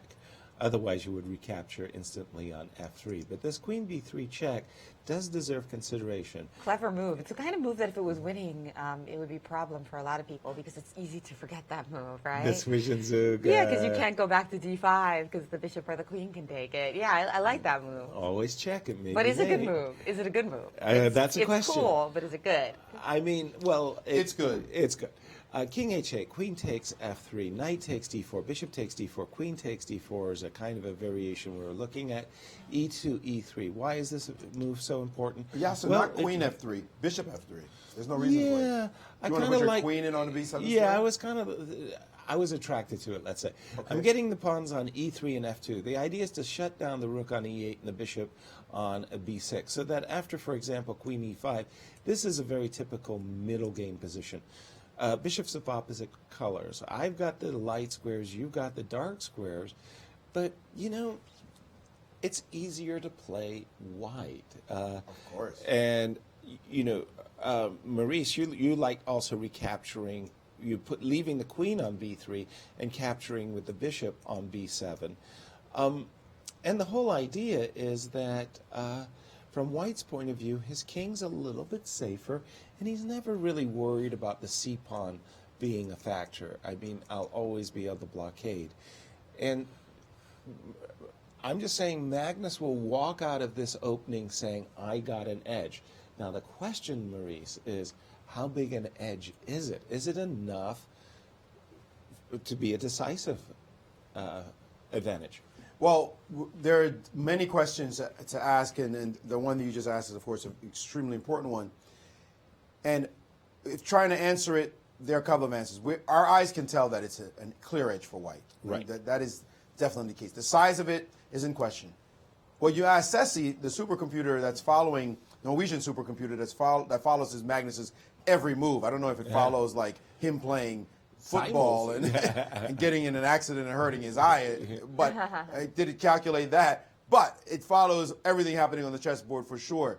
And it feels that white's advantage now is pronounced, up to 0.89, almost a full pawn. Okay. That's a lot more than I think most of us would give white in this position. That seems huge, almost a pawn, very close to, so 0.89 is 89 center pawns, 100 center pawns is a full pawn, so that seems like a lot. Right. Now, that said, and queen b3 check was played, and the line that we saw with bishop takes on f3, so check was played, king moves, and bishop takes was played. So we're anticipating knight takes d4 in the next move. This is the main issue for me. This is not a line that Fabi had to walk into. He saw this position. It's very clear to him that this position could happen on the board. So he must have decided to make a practical decision, at least I'm going to guess, that he made a practical decision. I'm going to play the inferior endgame where maybe I'm worse, but I think I can hold. Because otherwise, you don't go into this position. You try to play some other more complex position. But he must have seen enough poison in the main position to say, I don't think I can sustain that position for long. Let me go into this one, and he's playing now very quickly. He's taken on d4. Let me go into a position where I am going to be worse, but I think I can hold this position. It looks clear to me that this is defensible. Now, what that's saying is, in chess, how big is the draw window? Is it this big? Is it this big? Is it this big? Has it gotten bigger over the years? It clearly has gotten bigger because now the modern players are able to draw positions that before you'd say, that guy, you're worse, you're going to lose. And they're tenacious in defense. They grew up on computers defending positions, and like it's from baby's milk. This is what you do if you have to save yourself. So they've seen so much of these types of positions that must be that Fabi thinks, I don't think I'm much worse here. It's clear that I'm worse, but I don't think I'm that much worse that I'm going to lose this game. And the challenge when you look at this position, as now bishop takes d4, queen takes d4, has also occurred. B7 is going to drop. And you look at this position, how does white win the game despite having the advantage? And you and I were discussing this, Yasser. Yeah. How does white win? The advance of these pawns looks like it's going nowhere. You don't want to push these pawns, which is your majority is. This pawn going up the board, well, E3 could have happened before bishop B7, by the way, I think was our analysis. But it wouldn't matter, so let's play it now. These pawns don't want to move because then it opens up the line for this bishop. And even if they go down the board, a pawn getting to E5 doesn't look like something that's going to be a successful operation to create that pass pawn. So that looks difficult. Yeah, so you tried against me to push the pawn down the board and maybe put a queen and bishop on this diagonal. That wasn't very clear either. And winning the D file, it doesn't look like white's going to win the D file. It looks like both sides will have a shot on the D file. Mm-hmm. So taking this position from Fabi's point of view now, he must have embraced it and said, I think I can hold this position. You're better. Congratulations on your preparation. I'll give you this better, and I'll tell you I'm going to make a draw. Yeah, that's exactly what he's saying.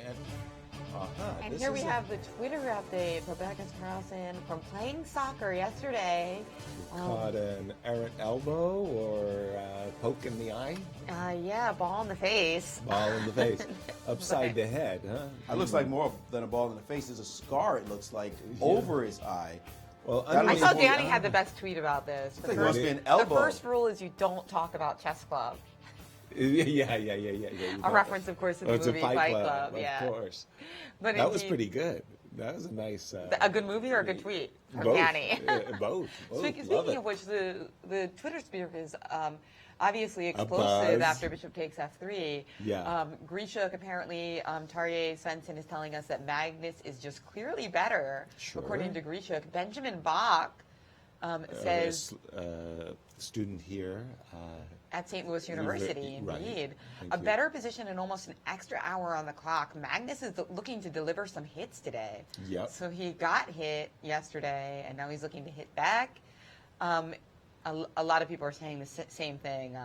Svidler thinks that the position is a complete free roll. That's a poker term for playing for two results. Exactly. So you basically it would be like getting a lottery ticket but not paying for it.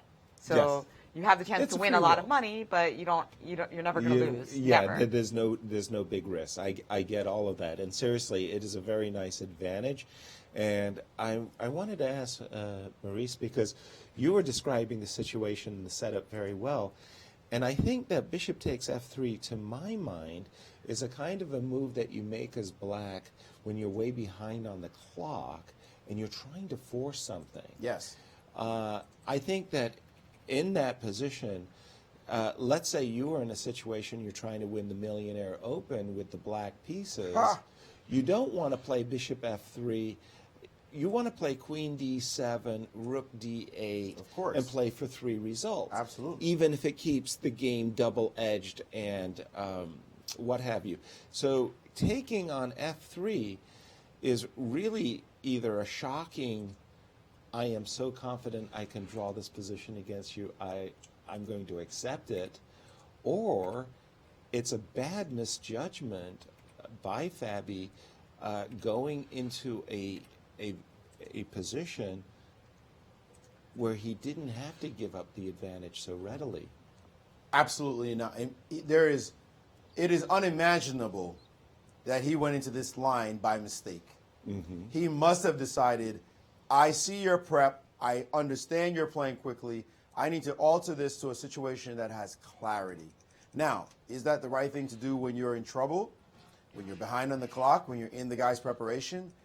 Under normal circumstances, Fabiano Caruana, 99 times out of 100, I'm going to tell you this is the one out of 100, maybe it's 2 or 3, will not play bishop f3 and just hand you the advantage. He'll look for other moves and play it out. But his opponent have been blitzing the moves so quickly, and when you're playing in a world championship match, there's a really interesting thing. Levon Aronian said some words that I will never forget. Now, Levon, of course, one of the top players in the world. He said, the world championship matches are never great. Like, never great examples of chess. He said, the players never bring their best play to the world championship. It matters too much. They're too nervous. There's too much on the line. And you don't see them play with freedom, with alacrity, risk-taking, that you would do if you were playing in a tournament. Instead, you play small window chess. You're only playing against this person. You only need to prepare for them, and you make decisions to win the match, not to play necessarily even the best moves. So Fabi's in a situation, we've seen that already happen. Magnus didn't win game one. How is that possible? I mean, it must have been, again, the tension of the moment he didn't live up to. Fabi's made some slips in terms of positions that he could have had good positions, and also the big position he had in the last game. Now we're seeing another decision, very practical. I just want to draw this game, thinking about match play again. So we're seeing some stuff that's strange in terms of what we would see for them under normal conditions, but because it's $1 million on the line, all the prestige, history at stake, they're making other decisions now at the board. So this move, Yasser, yes, Bishop F3. You don't have to tell you don't have to tell Fabi. I mean, everybody can say what they want. You don't have to tell Fabi that this is not the best move. Right. You don't have to tell him that he's going to be worse. The question in his mind is, how much worse am I? Can I play this position easily? Can you win this easily? Are you going to create all these chances? Sure, you're better, but are you going to create all these chances that are going to give me trouble, or can I defend this quickly and get to a position that's going to be more or less okay? And now we have this on the board. What do you got? Is this... I mean, it's optically, everybody knows. It ain't just us. It's not a mystery here in this studio. Everybody knows it's better for white. Right. But does better mean winning? Exactly. Doesn't mean decisive. When I see these kinds of middle game, opposite color middle game positions, Jennifer, I'm forcibly reminded of one great game from a World Championship match, Levon Aronian's quote notwithstanding. That was a game that Anatoly Karpov won against Garry Kasparov in a Tarrasch defense, where there was a weakness on the G6 square that led to invasion by Karpov's pieces. Furthermore, what's really intriguing is the Women's World Championship match, the Women's World Championship final of 2018, where Katja won a Bishops of opposite color. Maurice, you've pulled it up on our screen because you and I have the same intuition of what we just saw, and it was a brilliant victory. Absolutely. By Katja. She won this game, game two. She also had a Bishop opposite color position today that she managed to draw that she should have lost. Right. So Bishop opposite colors is never just easy, and this is a similar type of position that we have in the World Championship going on right now, in that there's the 4-3 majority on this side of the board. This is a 3-2 on this side as well. I mean, it's a little bit funkier 3-2 on this side, but this is a very similar endgame to, well, could become something similar to what we saw in this match, and Katja won it in style. The way she played from this moment with the white pieces. She played the move G4. When she played G4, I kind of like, wait a minute. What's going on? This could get interesting, because it means that it's not going to be an easy day at the office for black to make just a quick draw. And the game went C5, H4, H6. This move you wanted to induce, Yasser, in your plan, but with queens on the board. And after that, A4. And now a little A5, so she created some action on the other side. And then with the little threat of G5, which she got to execute. And after HG5, King F7, she got her weak pawns. So she got the weaknesses everywhere now to use. So let's start bothering that king. Oh, no, let's switch back to the B line. Let's bring the rook up, force a little defense. And then after I remember Fabiano doing this to Mamedyarov in the Olympiad. Start harassing from multiple sides. When the king goes up, threaten this pawn. Oh, no, we're not going into any bishop opposite color ending. Let's start dancing some more. Let's get the rook here. And, sorry, after this maneuver, she had picked off her c-pawn. Right. And that won her a pawn. Very beautifully done. And now, free pawn for her. Rook c6. And now, next stop, bring the king up. And then the next stop after that, position this rook the right way to play a6. And now it became clear there are going to be problems. Rook e7, rook b7, not worried about any weak discovered ideas. Give me the second pawn, and now it was all she wrote. After this check, she won her pawn back, but unfortunately for her, this pass a pawn was all that mattered. As a7 happened, rook a6, rook e7, check, king b4, rook c8, rook to b7, threatening rook b8, played it anyway, and after bishop c6, rook b6, pinning the bishop to the king. beautiful technique Right. on the part of White in this game to win that ending. Now, it took her, well, this was move 59. We started when she played G4 back in move 22. So we're talking about 30 37 moves. Yeah. 37 moves to get it done, but it's not how long it takes, it's who wins the race. This is how she got her 1-point edge. Now, she was dead lost today, again, in a rook and bishop versus rook ending. Same deal, except the way they got there was even crazier, as White should have won multiple ways. We will take a look at that if we have time a little bit later. But these endings are poisonous. We all know it. White is better. But will Fabi be able to defend better in this game than Zhu Yinjun did in that one? And we see here it's a rook and bishop. It's major pieces with opposite colored bishop on the board. Now, Black's pawn structure is not as bad as we had it in the Zhu Yinjun game. Well, it's very close. There's 4 versus 3, as you mentioned, on the king side. There was a 3 versus 2 in that particular game. Here it's 2 versus 1. So it's a majority for Black on the queen side, and there is a passer. Now, what we were doing on our break, you and I, Maurice, is saying exactly how do you win it with White. And I was saying that I thought the setup that you want, we're just going to make some moves, so I can just show you the setup that I want for a second. We were going to do this, this, this, this. So you get the d5. I'm not going to trade all the rooks. So we went something like this. I'm really trying very hard to induce a move like g6 or h6. And Maurice, you were just saying, okay, how are you going to win if I remain passive? I just do nothing with the black pieces. I just remain passive, and you get this whole setup. How do I break through? Dangerous question to ask Magnus. Exactly. Oh, yeah. And I thought, okay, I've done everything well. I've tied you down on the light squares. I've got the queen and bishop all set up. The pawn hasn't moved. I don't want to challenge your rook because I need to keep a rook on the board, right? Yes. So I was thinking that, okay, we could maybe get a situation like this. I need to bring my rook into the game. And I thought the way I would do that was to play rook here and rook here. Now, you actually came up with something even stronger than I did, and it was a cute move. You came up with, I think, a setup like this. I wanted to put the king on g1 because I didn't want to give you king b5 first. And then you went bingo. Yeah. Bungo. So the idea is if I play the move h6, black will play g6. So you said, well, if I put the bishop on g6, and then I'll play h6, and you can't take the bishop because, oops, that one really hurt. And the next move was h6. So there are ways that black could find himself in a real pickle, and I'm not recommending going full hog defensive. I don't know exactly what Fabiano should be doing. You put your rook on d7, and did you refute the whole thing with the rook on d7? What do you mean? Like this? No, keep going. That whole setup. That whole setup that I was doing. I mean, this is. Go with the rook on h1. Keep going. Okay, keep going. Rook to h1. Yeah. Yeah. Let's go rook d6. What did you do? Rook d6.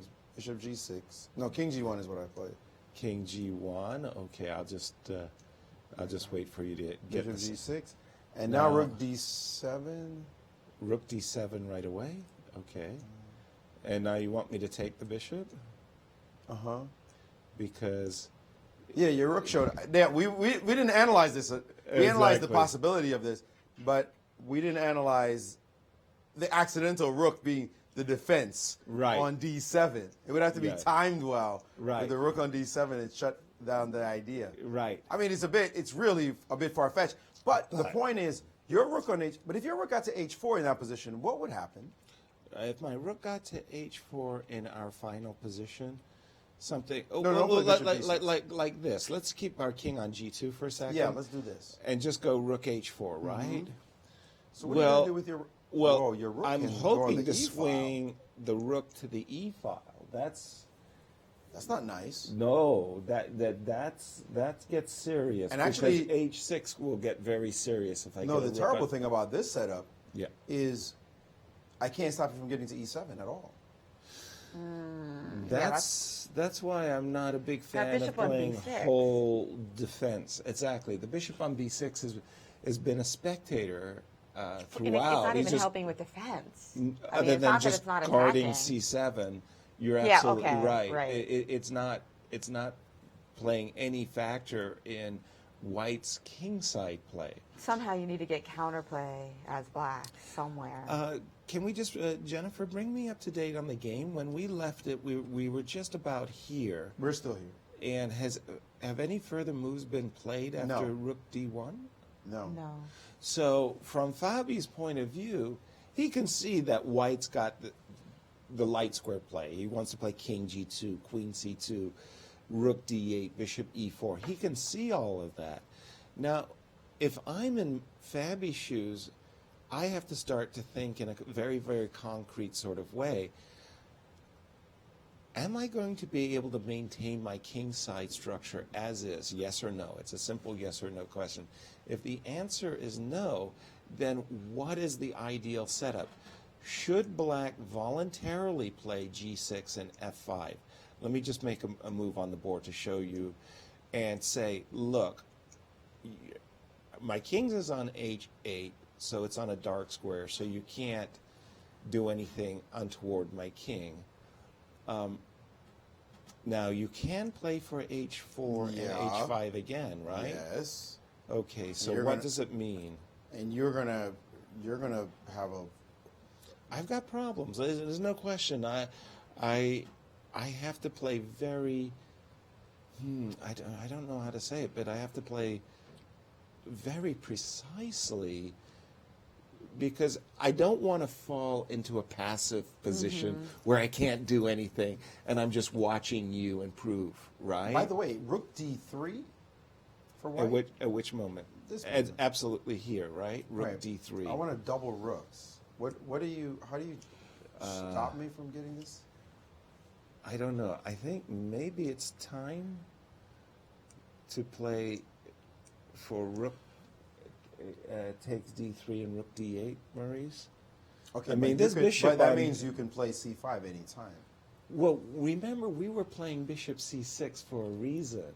We wanted to stop our early iterations of this ending. We were thinking to get the bishop to C6 as a tempo. We were trying to get a tempo against the rook, force the rook away, and then we were setting up with Queen C2 and Bishop E4. So then is C5 necessary right now? I don't know. In this moment, you like No, back, all the way back. Game position, Fabi in a deep think right now, the move Rook D1 on the board is C5. on tap. Making Necessary. You at least, you can go blockade. I mean, I hate my bishop on B6. I hate my bishop on B6. Should I say it again? What a horrible The bishop on looking B6 that you have. But the C pawn at least can be a distracting force so that you don't just mess around and do whatever you want. At least you have to blockade this thing somehow. And if you're on that diagonal, maybe I'm not as worried about you trying to take over the other diagonal. Right. Right. And again, the move C5 isn't just, for counterplay reasons and things like that. It's just that I think as black, you've got to avoid a position where you're just passively defending. At least in this position, you've got C4 as a distraction, but you also get to challenge the D file in a very concrete way. H4, let's just, and once I play this move, Rook D8, your only way of keeping winning chances is to maintain the rook on the board. Like the Zhu Wenjun Katya game, you take the rooks off the board, I'm thinking black's drawing chances go way up. By the way, Fabi is down an hour Oh on the my clock. word! Yeah, Oh my wow. word! An hour on the clock. And That this does is the. not bode well. And again, we're up to date with the current position, Jen. An hour on the clock. That's tough.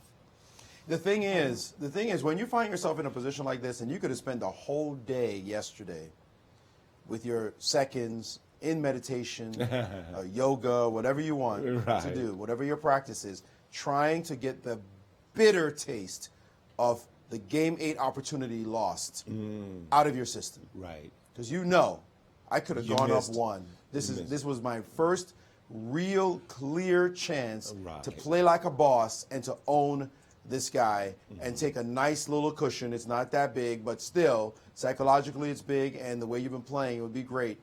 Take a nice little cushion. And the guy walks out of there, you swing, you miss by that much, and the guy walks out like, whoo! Yeah. And all his team is going, whoa, jubilation, you saved that one, amazing. Right. The swing of emotions, the swings, the differential. I mean, Magnus went out and played soccer the next day. Like, hey, man, he even got hurt. He even took a picture. Was that a selfie? Yeah. Because he actually took a picture and said, tweet this. I mean, he's got to have a whole different happy-go-lucky attitude coming into this round, and then he gets the position that he prepared, and then the guy offers him a clear edge that is a Magnus-type edge.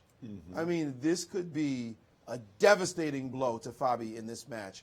And the hard part about it for him playing this game is the more you play this game, the more, that other game is somewhere hiding in the back going, yeah, you should have won that one. This is going to be like a 2-point swing, baby. This is rough. So this is where the challenger is going to have to dig deep, deep, deep to find all his defensive resources, because Magnus is in the driver's seat big time right now. Queen E7 played. Yeah, in the post-game press conference, I think that the term that Magnus actually used is, I dodged a bullet today. Yeah, although Fabi said, because Fabi was playing the game without, obviously. And this is the H2, H3 move. Without seeing the computers get super excited and start throwing fiestas. Right. So his impression after the game was like, obviously he slipped, but he didn't have the same impression of the rest of the world that it was like some horror show. That's correct. He was just like, it's hard. I was better, but Magnus was not going to collapse. Magnus defended really well, and it seemed like I missed something, but it's not entirely clear where. Yeah, but that's the post game. That's right. That's the press conference without going to the back and getting his boys to say, you did miss a lot. But that's the best human brains. Yeah. So it's a valid point of view. Whereas again, just as you were saying, Fabi didn't feel like, I didn't miss something terrible. Magnus was saying, oh my God, my opponent was having all the fun today. Right. Yeah. I'm really happy to get out of here in one piece. Yeah, Magnus surely. was Dodge really the bullet statement it says it's more it accurate. More accurate than all. whatever else was said. That really, his intuition was going off. And clearly, when you sack a pawn in C5, as Fabi did, it's not because you thought you just had a nice, small little edge that you were nursing. Right. You thought you could blow the guy off the board, and he missed a couple of moves and played tepidly with H3. By the way, Queen E7, Queen E7 is another defensive fully. Fully defensive. Yeah. And again, this bishop is controlled. I don't even know what to do with it. This is a struggle. Where to put it? Let's say you could reposition it somewhere. Maybe that's his intent, actually, Maurice. Let's make a consequent move. Bishop C6 for white, rook D1, rook D1, rook D8 for black, rook C1, bishop C5 perhaps. And, as Jennifer was saying, the bishop on B6 looks really lousy. You hate the bishop. Maybe repositioning it to D6, but are you so happy after all? Let's say, I don't know, King G2. Pawn, King G2 always seems useful in such positions, right? And, because the A pawn too, right? That could be a little snack. Queen A4. Snack. Yeah. A reminder here on the bottom of our screen that Gary Kasparov is going to be live tomorrow and every day for the rest of the event. He's joining us for all three of the final classical games. Gary. And we'll confirm following with you this carefully when we know and the Kramnik times. and And today, Leko after the next and break, Peter in fact. Leko. So Okay. stay tuned. As we will certainly find out what he thinks about. Well, we know what he thinks. Right. He's like, give me white. as I said to Maurice on our break, we are going to play all day and all night if I had the white pieces. But the big question is, would you rather be white trying to win or black trying to draw? What? White trying to win? No. In both cases, that would be like a win. So I'm saying, like, what do you think is more likely? I'll between take the the two white. options. So I'll take the white chances side, of and I'll white give you the winning- draw odds. So you yeah. think that in an Armageddon game, you take white Yeah, here? I definitely would take white because the problem is there's going to be so much suffering for so long, and there's so many ways of potentially massaging. And I know this is a big ask. Maurice, you take white in an Yes. Armageddon game? Absolutely. I know this is a big ask. I'm not sitting there suffering forever. Yeah. This is going to be a 100-move suffer, and you're going to blunder. Yeah. Maurice, you showed us that wonderful game that Katja won beautiful, yeah. to take the lead in the Women's World Championship 2018 finals of the knockout. But there was that game that Kasparov lost to Anatoly Karpov in the Tarrasch, which, has the same qualities of this middle game. Don't know how easy it is for you to bring that game up, but I think our audience would really enjoy making that comparison and why I'm enthusiastic about Magnus's chances. Objectively speaking, this is really, really tough for Fabi. And clock. And clock. That doesn't make it any easier when you're way behind on the clock. You feel that pressure, that constant awareness that you have to play very precise. And it looks like we have the move H4 from White's from Maggie. H4 was played. I was about to say, for me, I would be most attracted to the move Bishop C6 because I want to take away the option, even if it's not necessarily a good move. I want to take away the option of C7, C5. Another move I really like for White is King G2. I think that just playing on the light squares. It's checkers, right? I have the light squares, you have the dark squares. And I also like this move H4 a lot because I was trying to get Bishop E4 and Queen C2 battery on the H7 pawn. And finally, we do have H4 by Magnus. That's right. That was his choice. As he's looking, if we get a position like, for example, once again, Rook D1, Rook weakness, really. Yeah. If you get a position like this, I'm just putting some moves on the board, and I do apologize if I'm not playing very well for either side. The idea here is one more turn. Talk. You want to have a position where you have a pawn on H5, and you're attacking this pawn on H7, and you're making it very, very difficult for black to defend. And G6 is just... G6 will walk into H5, and where now I'm very enthusiastic about bringing my rook to H1. Here's the point that I was trying to recall about the game between Kasparov and Karpov. Oh, now you're going to switcheroo with the queen. Right. That was Karpov's idea. At first, he managed to get the G6 square weak. Then he took over the G6 square, and he set up, and he drove Kasparov's king into the center of the board. And thank you so much, Maurice. You managed to ferret out of your 7 million game database over there. Tell us how it went. Well, it wasn't a difficult search. We just had to go to the World Championship match, which I knew the game that you were referring to. Right. And is indeed Which a classic. year was it? But it's a very important. It's their unlimited match, in fact. In 84. It was game 31 of that match. And it's important to note, though, Yasser, H6 was played in the opening. Okay. He didn't do anything to get this move. It was just given to him and that small weakness. And they got to an important position here. Right. Typical isolated pawn position with the blockade. And it's here where he played the move knight to c6 and created that white square weakness, as you see here, as he tried to correct his pawn structural deficit in the middle of the board.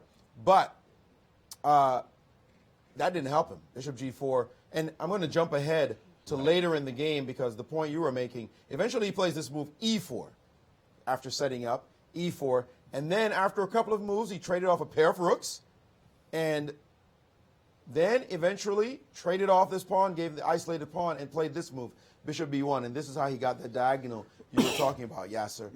Remember, black has this pawn that he was trying to work to go down the board, but white had all the light squares to make black suffer. So this is the kind of position you're reflecting on. He avoided trades and eventually got this kind of position and just kept going. And you guys can look it up to see exactly how white prosecuted the advantage here. It's not that similar to our game in terms of the pawn structure. A couple of very important differences. One being that there's a 4-3 on this side. The other being that there's isolated pawns in this game that we're looking at right now. So this is and we have a couple of moves, the exact position. Okay. But those are the advantages you were talking about, Yasser, as the moves were played. H4 was played and G6 set up, stopping the move H5. And a long and more long thinks by Fabi getting to this situation. An hour down on the clock, let me tell you, Magnus is very aware of time as a part of the game. It's almost as though Father Time is sitting at the chessboard there watching and going, me no like. Well, he overdid it in the game one, remember? He was playing, he was relying solely on his increments in that game one. Oh, no. I'm saying Magnus overdid it in terms of trying to press Fabi on the clock. He had 20 minutes in those critical moves around 38 to 40. And Queen B2, right? And he played real fast. So. And he did. So almost like a park hustler trying to flag you on the clock. Breaking news, guys. Breaking news. H5 on the board. Alert. Take a look at that position. H5, yes, H5 right. has been played. Pretty quickly, by the way. After Very G6. quickly. That's a confident move. It's as if Magnus can't slow down. So we do have the move Queen E7, and that's like, and that's again, seizing the defensive, right? H4. H4. Relatively quick G6 from Bob. And that was the whole point, was like, should Fabi disturb his king-size structure? Should he just maintain it? Or should he voluntarily make this decision to go G6 and F5? He did play G6, H5 on the board. This is, I believe we are now up to date with the players. And I'm not sure the engines like this move, like maybe a little too quickly played. A little premature. Only giving a slight edge, but seriously, in human terms, I remember seeing a situation like this. I think it was Yermolinsky I was watching, and black just captures on H5. And this position, Yasser, what do you think about this in your long experience seeing this kind of setup? Is this good for white, or is black now gotten a little opportunity that he's been able to take this pawn? Because you can't control the fourth rank. Or how do you control the fourth rank in five? Because H4 is going to happen. Obviously, when I play the move H5, I want my king on G2 so I can play rook H1. Right. And, win back the pawn in the nicest way. When I see H5 coming prematurely, I always look for this opportunity as black to play G6 takes H5. The decision rests on whether or not Queen H4, stopping H5, H4, whether I have the timing to pick up the H5 pawn with King G2. So H5 has been played. So Fabi is given the opportunity. If the question is, did he capture that? We see H5 on the board. No, he hasn't captured yet. We're waiting to see. But I remember when I saw he did capture. Look at that. The capture did happen. I remember seeing. I remember the first time, just as I wasn't even IM yet. I remember. We're going way back. Way back. And I saw this idea happen. And when I saw, I think it was Yermolinsky do it in a game, but it's some veteran grandmaster. Right. We know Alex Yermolinsky is a Hall of Famer, and a many-time participant in the U.S. Championships. But I remember the player just taking on H5. What do you think is happening here? I'm just opening up my king. I'm opening up the files around my king. It looks like I'm wrecking my structure, but this is good for me. This idea by Magnus allowing black, without building up his position, without preparing it, just allowing black to take on H5, that seems like a bit of a slip, because this pawn suddenly becomes its own force, a potential battering ram, and you could have bound the guy first down, tied him up hand and foot. That's the normal sequence. Right. Make sure he's nice and set. You can't move. Now let me play the H5 break. to play it right now when the game is still a little bit discoordinated for white. This bishop on b7 is not set where it belongs yet. You have no concrete threats on this side, and suddenly you've offered him the opportunity to play the move h4. That seems rash. That seems rash, and I think that he's thrown away a big part of his advantage, changing the structure in this way. Well, let's be very clear, Maurice. Black is lost. I mean, dead lost after g takes h5 if white just wins the pawn on h5. Right. If I just Yeah. reabsorb that pawn on h5, you just wrecked your structure. So actually, it becomes a very fierce strategic battle. Black really needs to get in the move h5, h4. And if you could just take me down the primrose path here for a moment, queen c4 seems objectively the best move because white wants to stop h4 and he wants to play king g2 and rook h1. How would the engine defend black's position thereafter? It's totally changed the game now. f5. Whoa! No fear. F5. Dark square, absolutely no square fear, and then the move Okay. h5, h4 is coming anyway. Regardless. Very thematic. This So this after- move h5 by Magnus, he will come to regret. Now h4, no? Are we so sure that it's just... Okay, so now, unfortunately, I have to acquiesce to the trade of queens. No, you're not happy with this. Well, no, but at least I have induced... King g7? Yeah, but isn't this similar in some ways to the Katya game with Ju Wenjun, where she's... Remember she managed to get the pawn... Was it fix the pawn on f6, was it? Let's bring up the game. Katya's game. She fixed the pawn on f6. Here, the pawn on f5 can be... This is the structure but you're talking about. Right, okay. I mean, So here way at different structure. f6 is the weakness. In this game, f5 is the weakness. Note, single weakness, defensible. Dual weakness, not so much. Here, white was able to establish a different situation where the weakness Right. appeared on the other side of the board as well, and it was Right. indefensible. So your single fixing is nice. Congratulations. Yeah.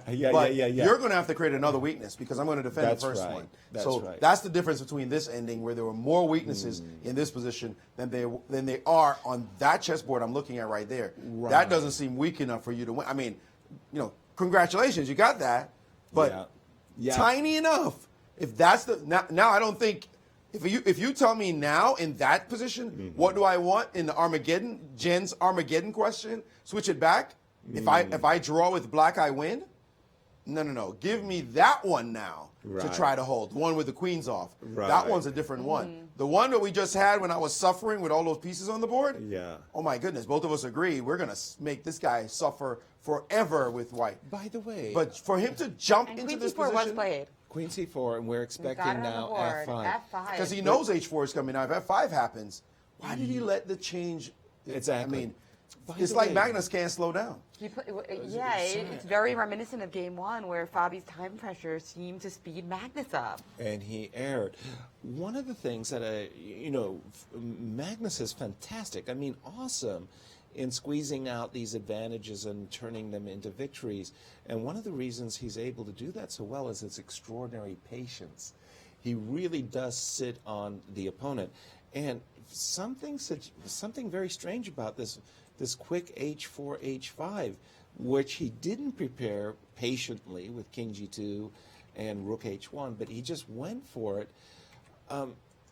Did Magnus lose a little nerve here? I mean, he That is rushed really things. very rushed.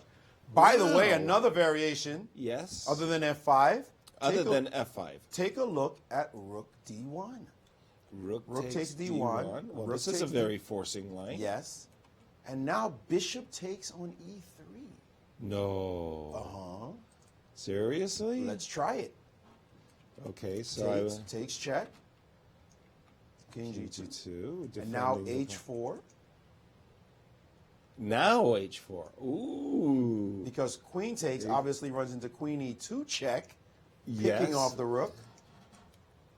Picking off the rook. Whoa. Normally, you would think even about the rook sacrifice, but in this case, since you've got d5 covered, Yeah. Played it bishop actually D5. Exactly. So now you have to go. this would be a winning move, except it's a losing move. Correct. Oh Deep my! thoughts. Deep thoughts. So H4. So let's take a look. H4. H4. What do you do now? Engine's giving as only Queen D3. I was about to say Rook D3. Rook but D3 Queen allows D3. a little Queen E2 check action. Okay. And now take on G3. Pawn takes. Oh my Threatening Queen goodness. F2. This Trade is of ano- queens. This is another piece for 3 pawns, or Piece for 4 at the moment. well, I got Of course, you could play a couple of checks, but you have to be careful because Rook E2 check picks off your pawn on A2. Wow. So that was very possible as well. He played the move F5, not going into this line, playing more logically, but that was very interesting line to explore. Piece sacrifice. Amazing Ooh. chance. That's just showing you all the chances that Magnus has allowed by playing H5 so rashly and allowing now. You see there, Fabi Looks like going we into have yet F5 on the board. another endgame, Yes, we do. another variation by playing the move F5 that is now on the board. Wow. Now, guys, I got great news for us all. We have Peter Leko coming up on the other side of our break that we're about to take.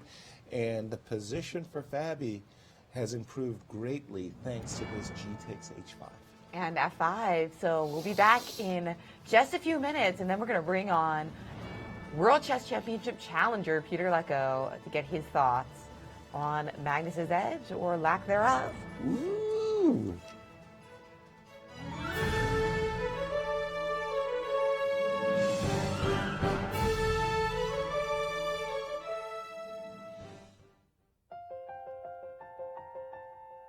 St. Louis University is celebrating its 200th anniversary.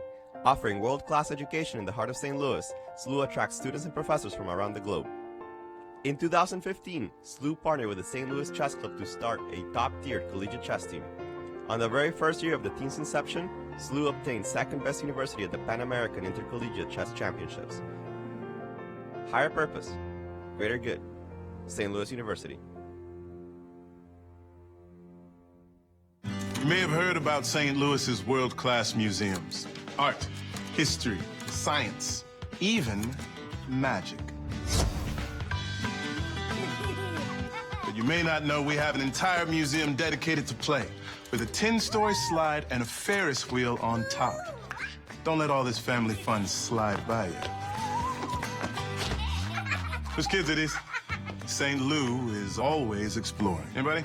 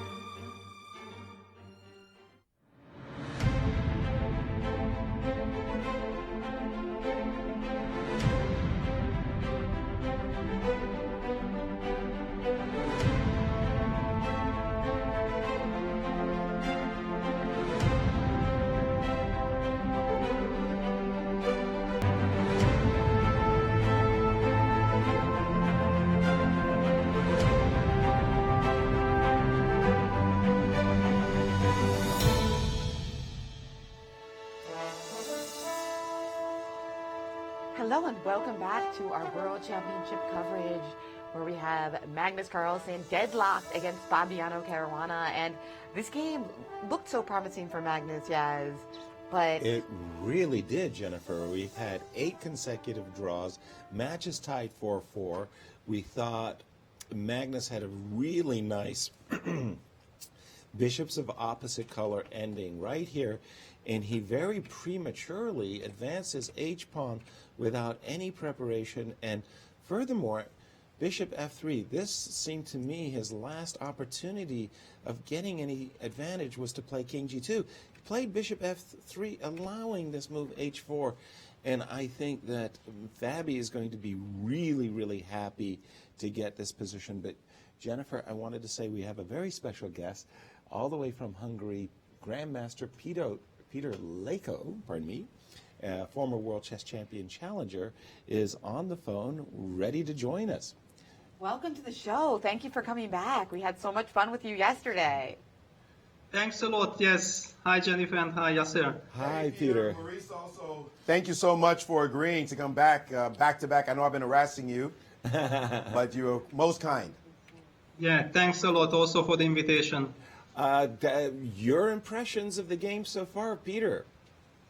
Yeah, well, I mean, I think the match is heating up, and we can see that in the second part of the match, first of all, in Game 8, Fabiano finally managed to get something out of the opening, quite a promising position, and now in Game 9, we see that also Magnus managed to come up with some idea, and this also brings me to the conclusion, or to my thoughts, which I had before, that probably 12 games is maybe a little bit too short for such a match. Because of this modern technology, it's so difficult to finally get a position with white that you are really looking for. First, you have to get the intelligence from your opponent to see what he's up to. And only once you get all this information, then you are able to counter it in the right way. And now Magnus managed to come up with something that brought him finally at least some advantage. It's not necessarily thanks to the opening, but it was like a new concept. And it's always like a new concept. This is the way how you can disbalance your opponent. You can try to put him in an uncomfortable situation that he has to make some difficult strategical decisions over the board without preparation. And when you feel that your opponent is in the preparation and he is probably following his computer preparation, then it's very difficult over the board to decide what to choose. And I think this is what happened in this game, that finally Fabiano took on d4, this e takes d4 move. It's something that usually you don't want, because you simply release the tension, give white a center, and basically if you already take on d4, then you are forced to follow up human-wise, like he followed it up by taking on f3 and taking on d4. But he definitely also understood that it's no fun. And it's very much Magnus-like position that appeared afterwards with opposite colored bishops, with a better pawn structure, with the weaker black king. The black bishop on b6 is shut out.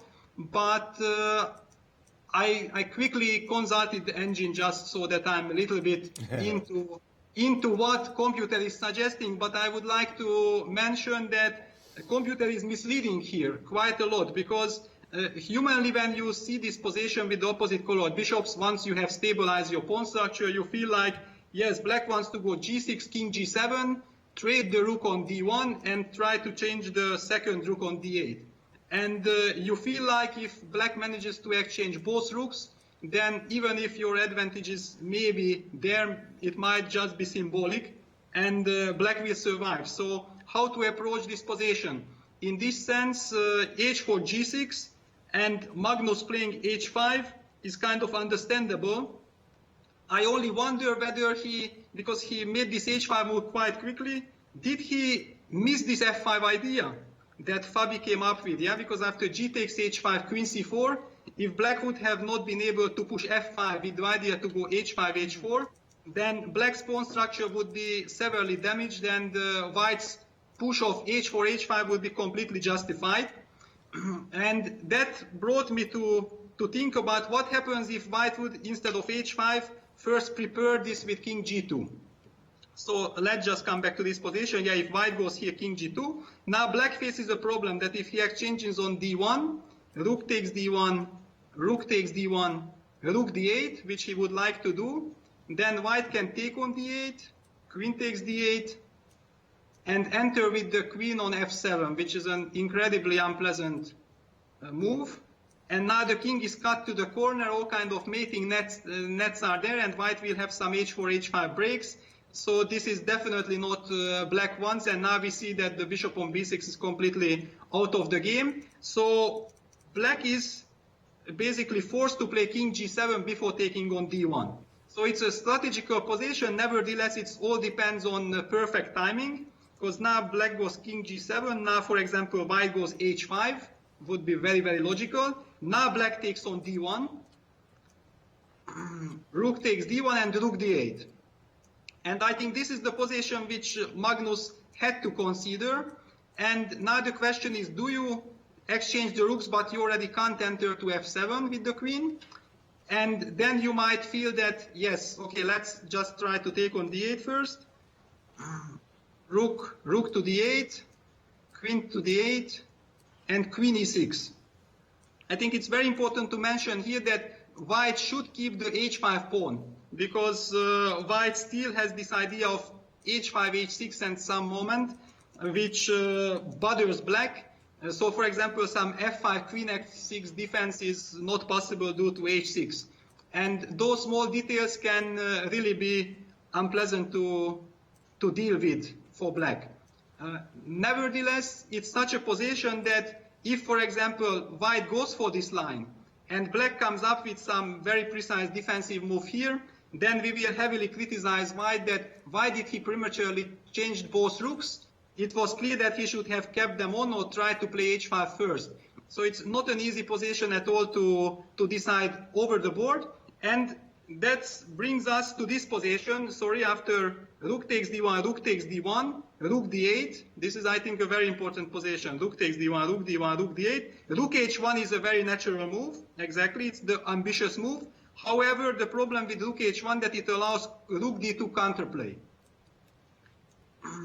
Now the game takes a completely different character because all of a sudden black rook is activated.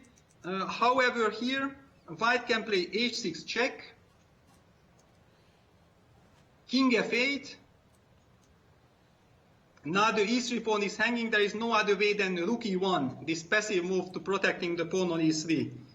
Rook e1, and this is a position that when you are able to consult it with the computer and then computer says, you know, it's for the while you are a little bit passive, but you got this h6 asset, which might be extremely important in the future, and black has no way of really using his activity which he has at the moment, which should be quite temporary, then you understand that this pawn h6 is quite a gain. However, during a game when you are supposed to have the initiative and then you are giving it away for just to get a pawn on h6, it's a very, very tough decision. So I don't think that one can blame the players not to be able to judge this properly. And it's also not clear whether this would really give white real chances for real advantage, but it felt like the critical way of playing.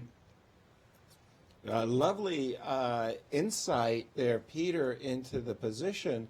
However, after the move f5, and we do have this move bishop f3, h4, do you feel like we do that Fabi has gotten a reprieve, and in fact, after the move h4, he's black into what we are calling that drawing window, or that drawing zone, that h4 now by black has gotten him right back into an equal position?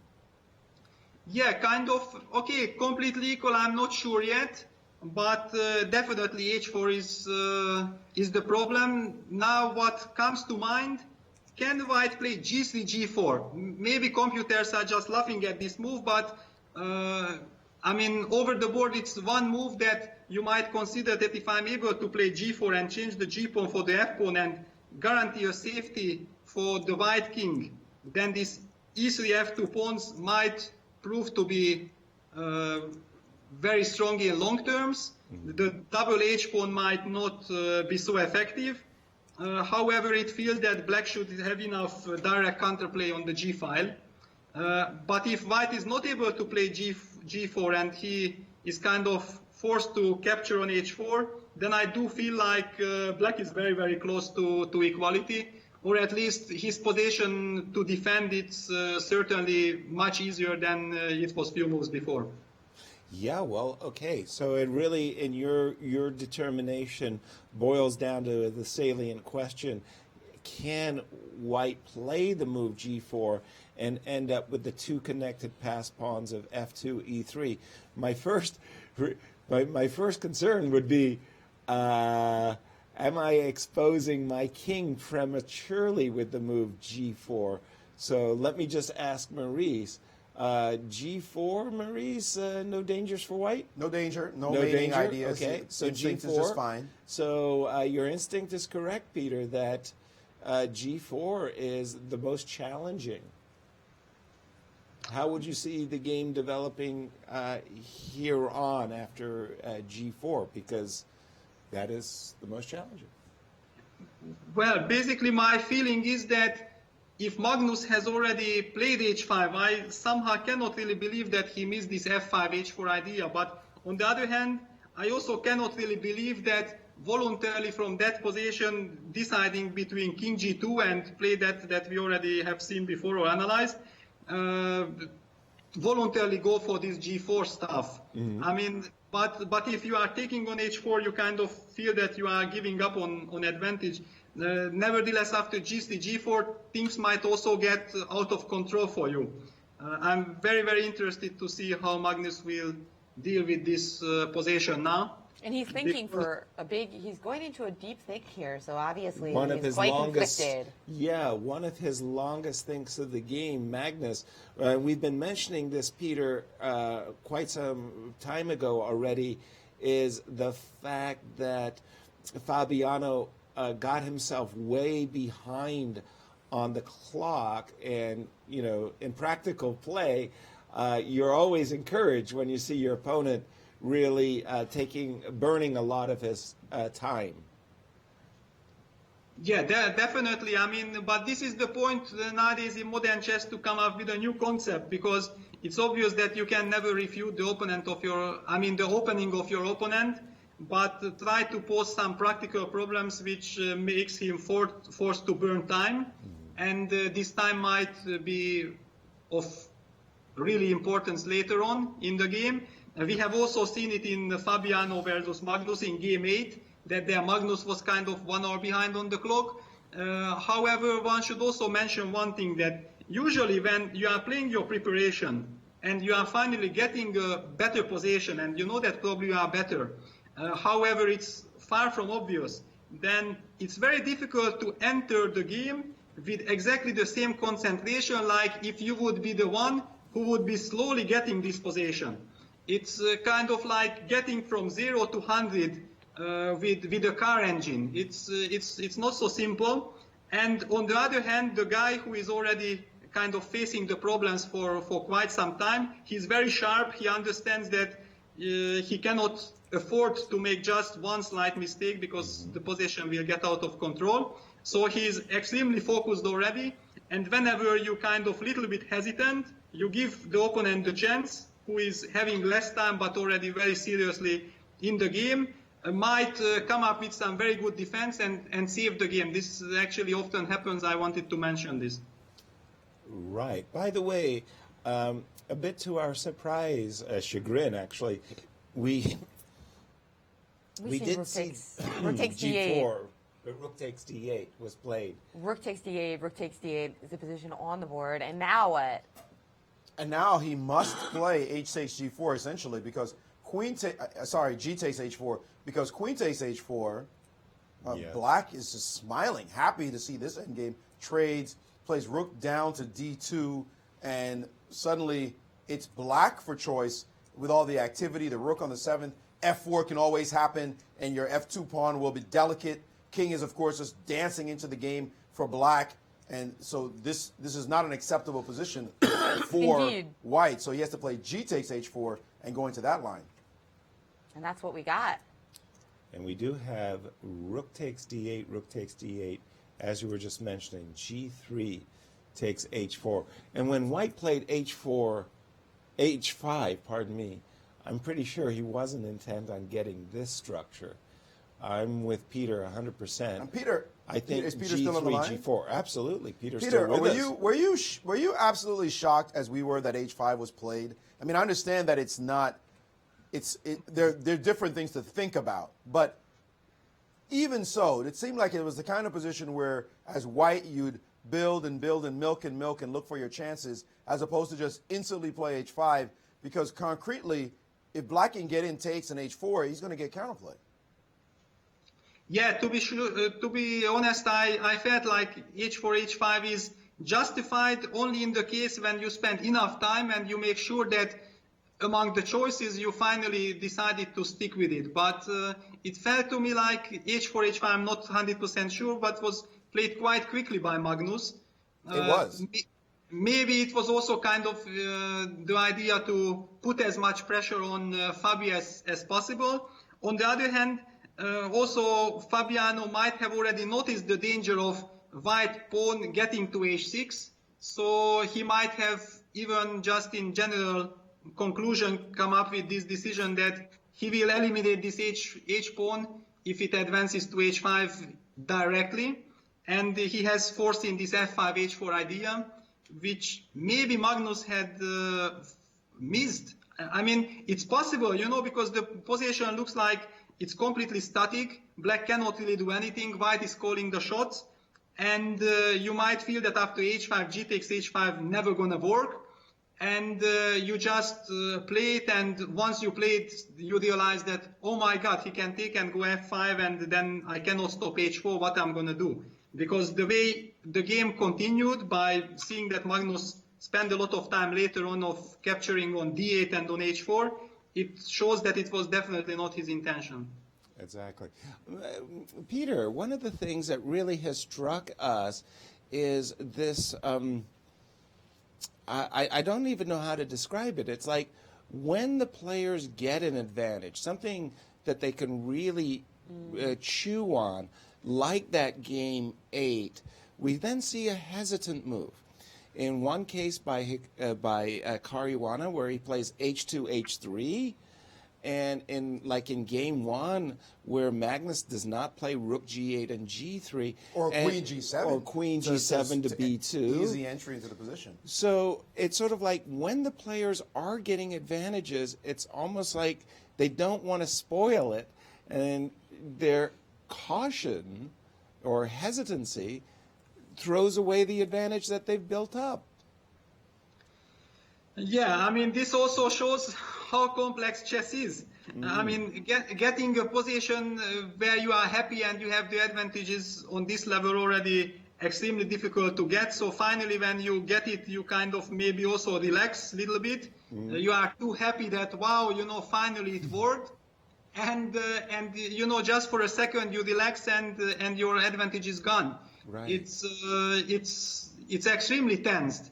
And we should not forget, this is the World Championship match. Both players very, very much understand that one victory, if they could get in the lead, would make their life much, much more easier. It's not the end. It would anyway still be the beginning. But then, deciding on openings for someone who is leading, it's much easier. Then you are not anymore under this pressure of you have to try to win with White, or you have to try to get real pressure on the opponent. Then you can just try to see what's happening. When someone is behind, then he doesn't have this luxury anymore. Then he really feels like every game is decisive, and he has to try to bounce back as quickly as possible.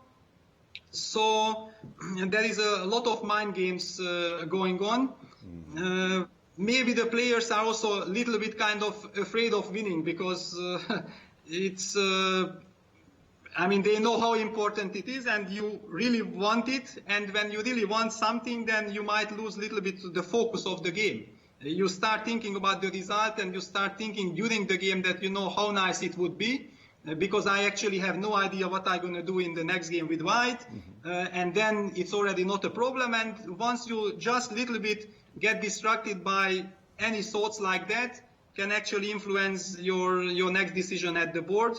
And you just you are maybe hesitant, or you miss something. Here in this case now Magnus was not hesitant at all. He went for h4, h5. Maybe it was too fast.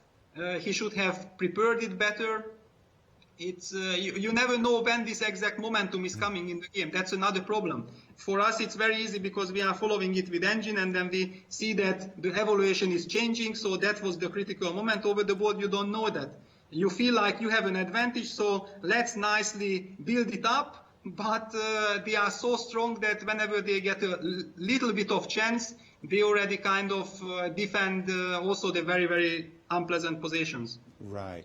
Well, in this exact position, when I see this move, G3 takes H4, Peter, the first thing I think about is that, well, now that White's king is exposed, let me, as black, put my battery of C5 and bishop C7 and queen coming to E5.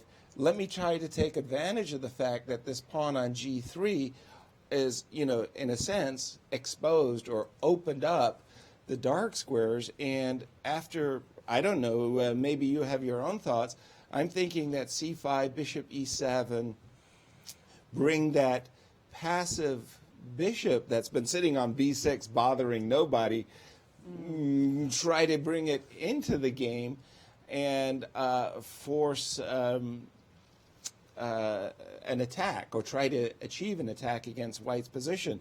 Do you see Magnus as having an advantage here, or what's your take on the position? You think after G3 takes H4, it's already too late to speak of advantages? You had mentioned that you yourself were looking at G3, G4 as a better potential. Yeah, I mean, okay, I suggested G3, G4, but it's very easy for me to suggest I'm not sitting there. Exactly. Because, Yeah, that is know, if I would be sitting there, I would definitely have this idea of playing G3, G4 after like 5 seconds, but maybe I would spend 30 minutes calculating G3, G4 and finally say, no, I'm just not liking it. Okay, let me take on H4, and then we continue that game. However, what strikes me a little bit that Magnus took on D8 and took on H4. So I'm trying to find the reasoning. Why did he take capture on D8 first? Right, exactly. Did you find the answer? Because I didn't either.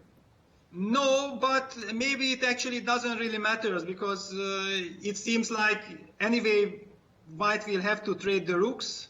But I mean, this idea that you mentioned C5, bishop C7 is very natural once you see it.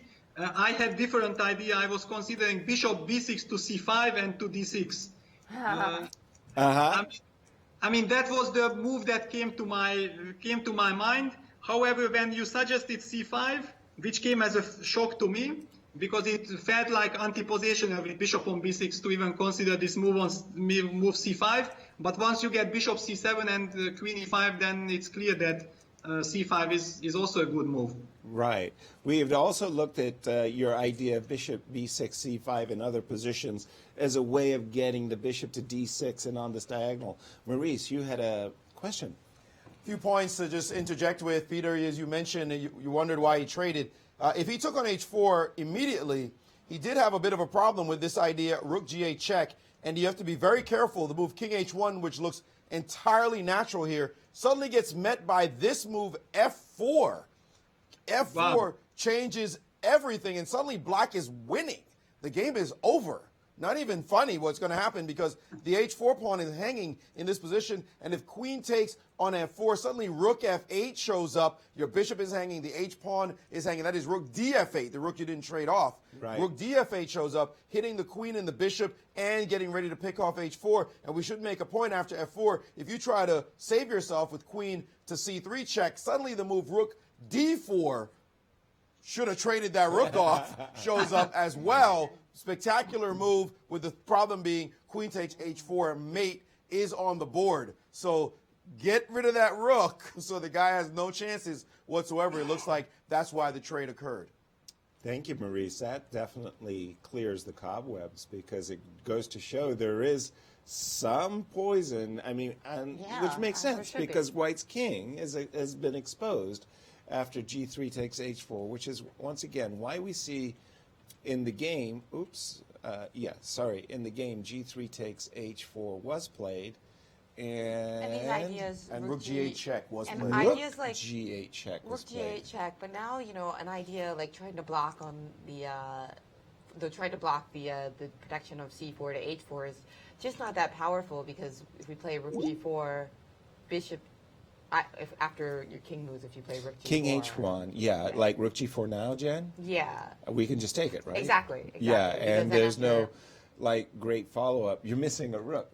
You ran out of firewood. And you're going to have time to play Rook H1 after King G2, Pawn G4, Rook H1. And the tables are turning fast. Absolutely. No, you ran out of attackers. So, okay, so why Rook G8, King H1? What was the idea of Rook G8 again? I'm a little confused. Well, maybe he just wanted some tactical lines later on that each pawn is hanging with Jack.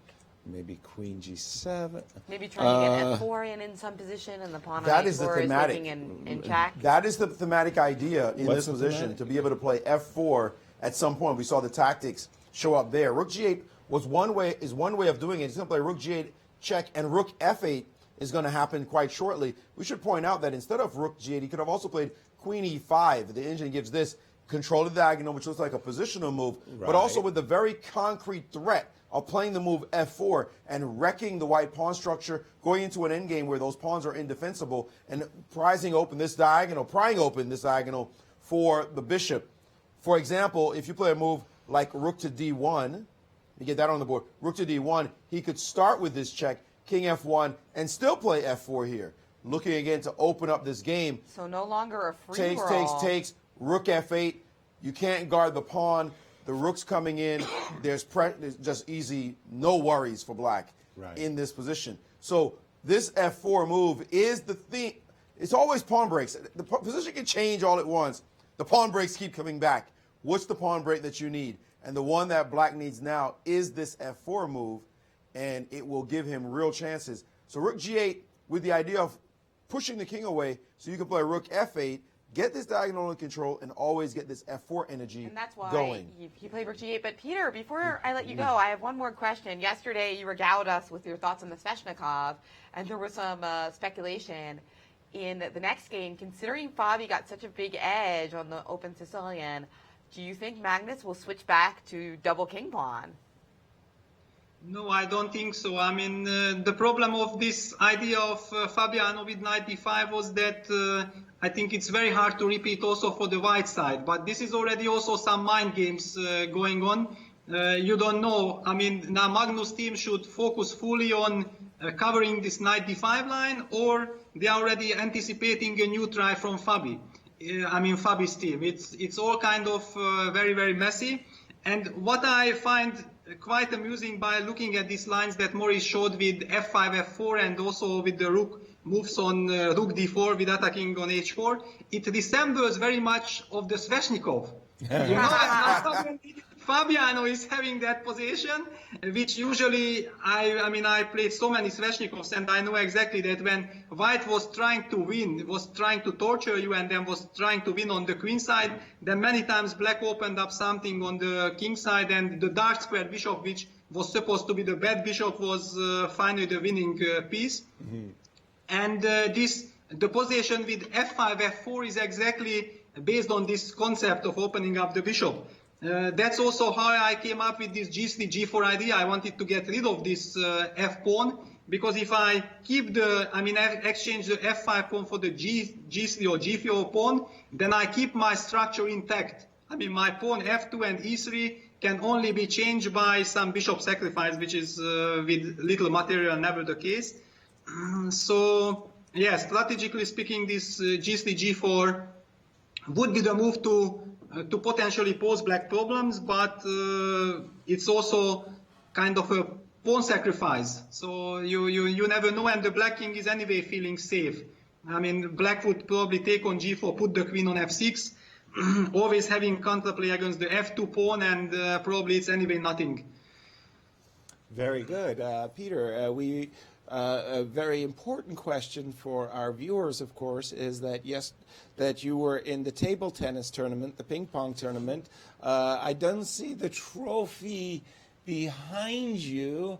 What does it mean? Well, it means actually nothing. We won the match 7-3. I played 2 matches. I won one and lost one. So I brought 50%. My team members won the match. And I think that's fair because I haven't been playing for half a year. I was just traveling way too much. There was also summer breaks. And I last had my match in end of March. So I need some time already. Last night I also played. So I'm getting ready for the next challenges. But your team won overall, 7-3. Very impressive. Yeah. By a bigger margin than either player is going to win that match. Right. Now we've seen the move Queen F6 by Fabi, a move you mentioned when the F5 pawn was traded already. But now we see the move Queen F6 with a similar idea Maurice has mentioned. Once black is actually threatening to play the move F5, F4, and thanks to this threat of queen takes H4 mate, there would be a trade of queens and an easy draw. This feels like white's advantage is really melting away. Anything that you can see that Magnus might be able to press a little bit still? No, I don't think so. I also believe that he should be really angry with himself right now because, I mean, just 5-6 moves ago, it was clear that he's in the driving seat, and I think his problem was how to pose the most problems on Fabi. And now just few moves later, all his advantage is basically gone.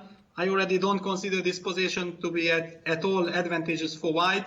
I mean, practically speaking, black has all kinds of ideas to get counterplay. White also already should start thinking about safety, so maybe changing the rook, which is kind of a silent draw offer, might come into mind, not because you want to do it, but you just simply don't understand what you can achieve in this position, apart of you might run into some trouble if you keep on trying to create something from nothing. And now the white king is clearly already in more danger than black's. If white is trying to do something, I mean, the only move which so-called would make sense is the move queen c4 to f4 to block this f5 pawn. That's what he played. He played queen f4. And instantly bishop d6, your favorite bishop coming into the game. Exactly, yeah. Bishop c5. Sorry, I'm projecting bishop d6. Yeah, you're right. Bishop c5. I'm hoping to play bishop d6 on the next move. Bishop c5 was played.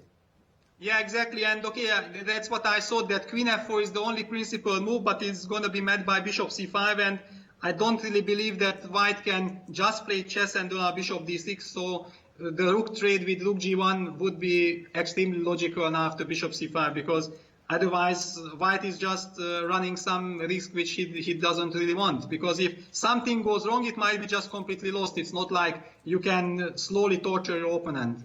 Exactly. Peter, I think that's a very good thing that you just brought up, that for amateurs as well, you said that Magnus would be angry at himself. And we all do that. We all make the mistakes, and we recognize it kind of after the fact, that, oh, we've just spoiled our advantage. How do you keep calm in such situations? How do you stop beating yourself up and say, okay, let me make the practical best move, which is rook g1? When you messed up, your instinct is to beat yourself up, but you can't. Yeah, exactly. I mean, you have to control yourself, and okay, nothing really tragical thing happened. The match is tied. It would be much more frustrating if you would be down a point and that would be your chance to bounce back. Then you would be really angry. However, I think by now slowly getting towards the end of the match, at least of the classical phase, because if it continues like this, then we might see the tie breaks. But I think there is a lot of psychological aspect. I mean, first of all, that prior to this game, in the last 3 games, we have seen Fabiano getting 2 times chances. One time this so-called mathematical win of the computer, which was, okay, very difficult or impossible to find over the board because you don't know that when you have to search and what you are searching for. But then he made a very easy draw with black. And in the 8th game, he managed to put pressure with white for the first time in the game. And that's why I thought that this game, Magnus will be extremely determined to show that, you know, I'm bouncing back because I'm not like the latest trend of this match. At the beginning, I got a good position with with black in the first game.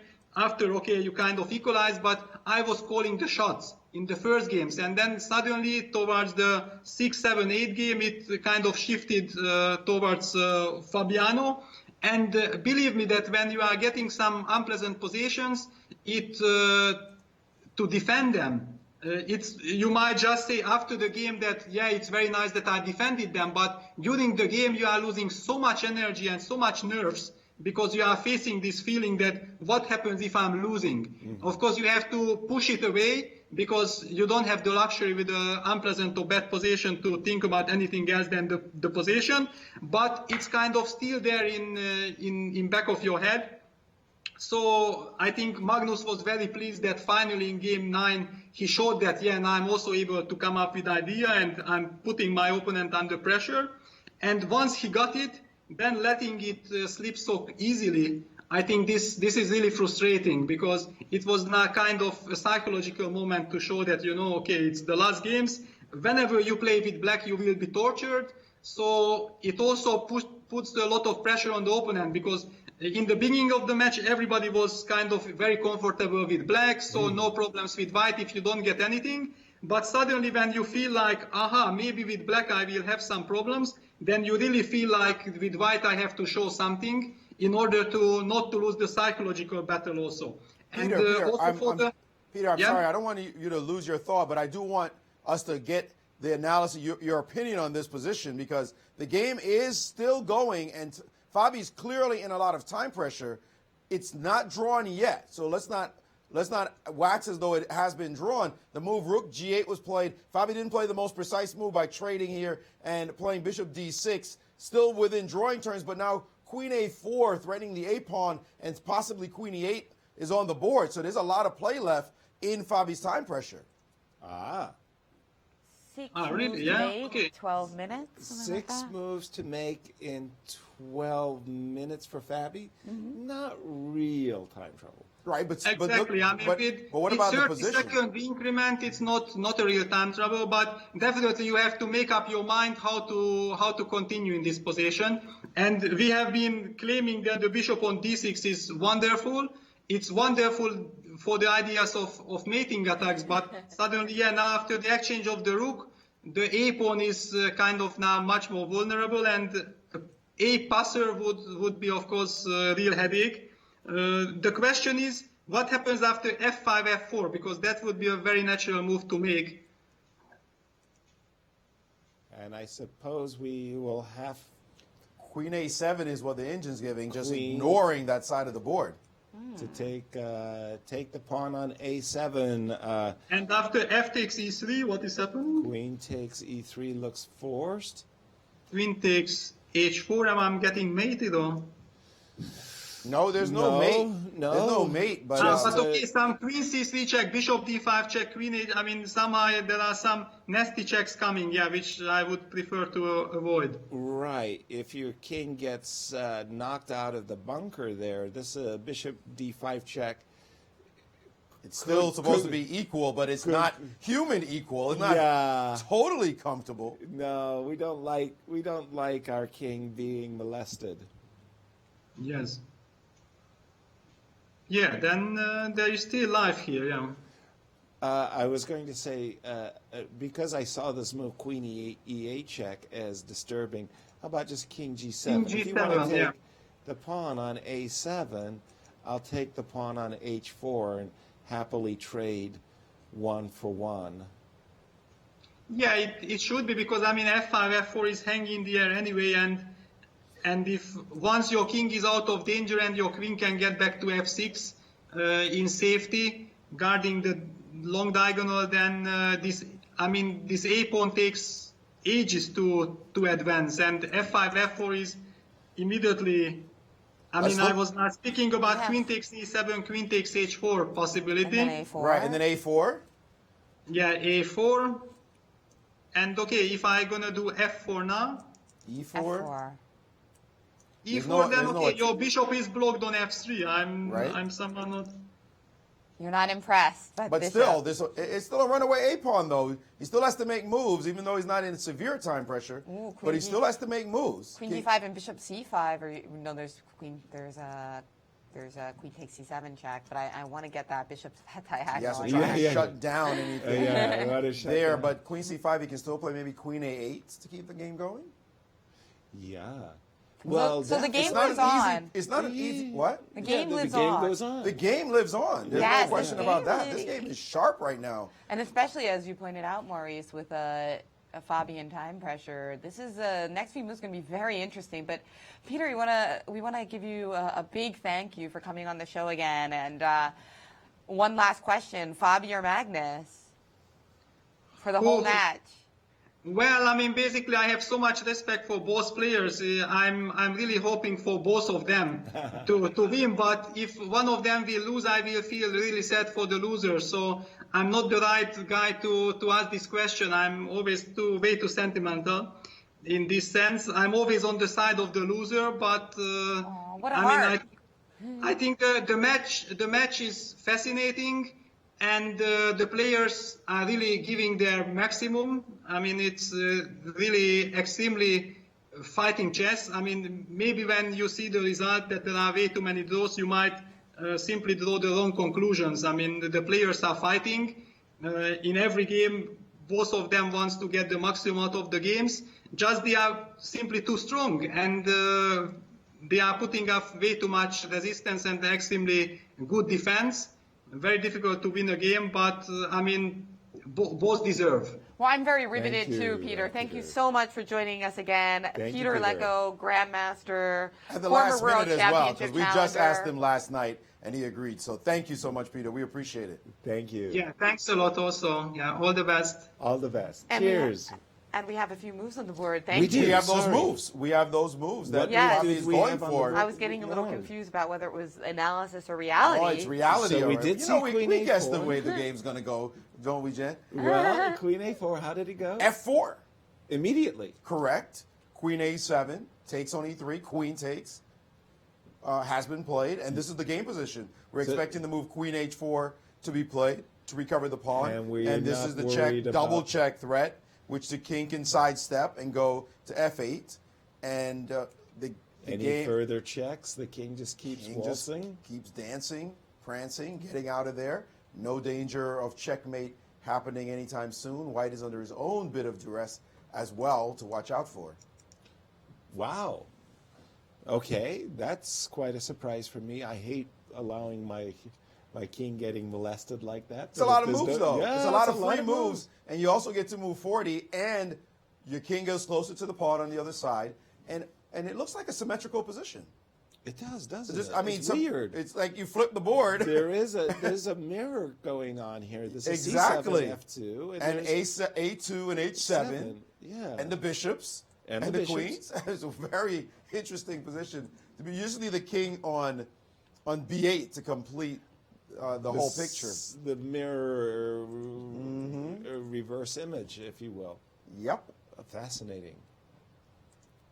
Wow. Okay. But that one looks equal. That one looks fine for black.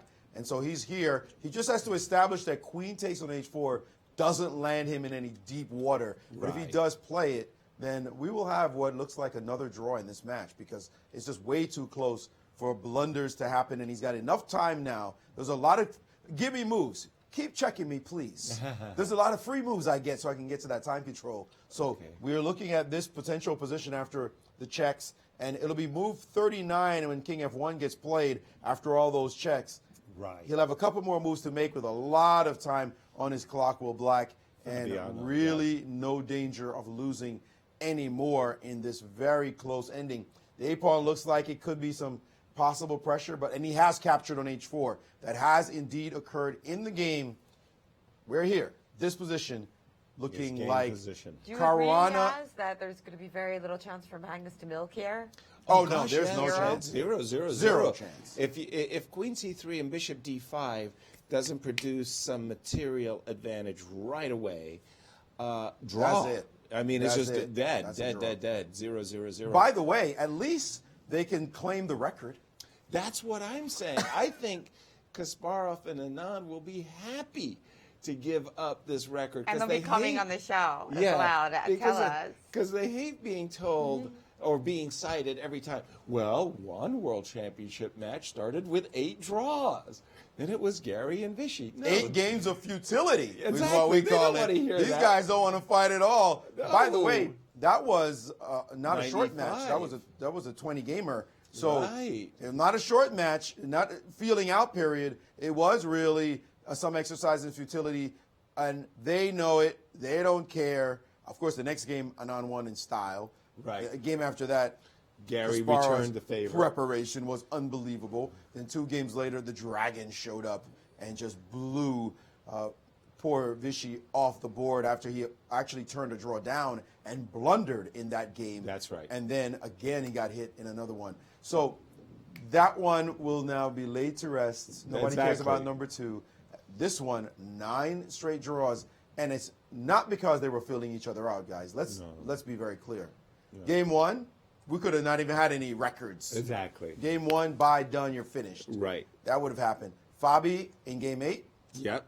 could have put real pressure on Magnus.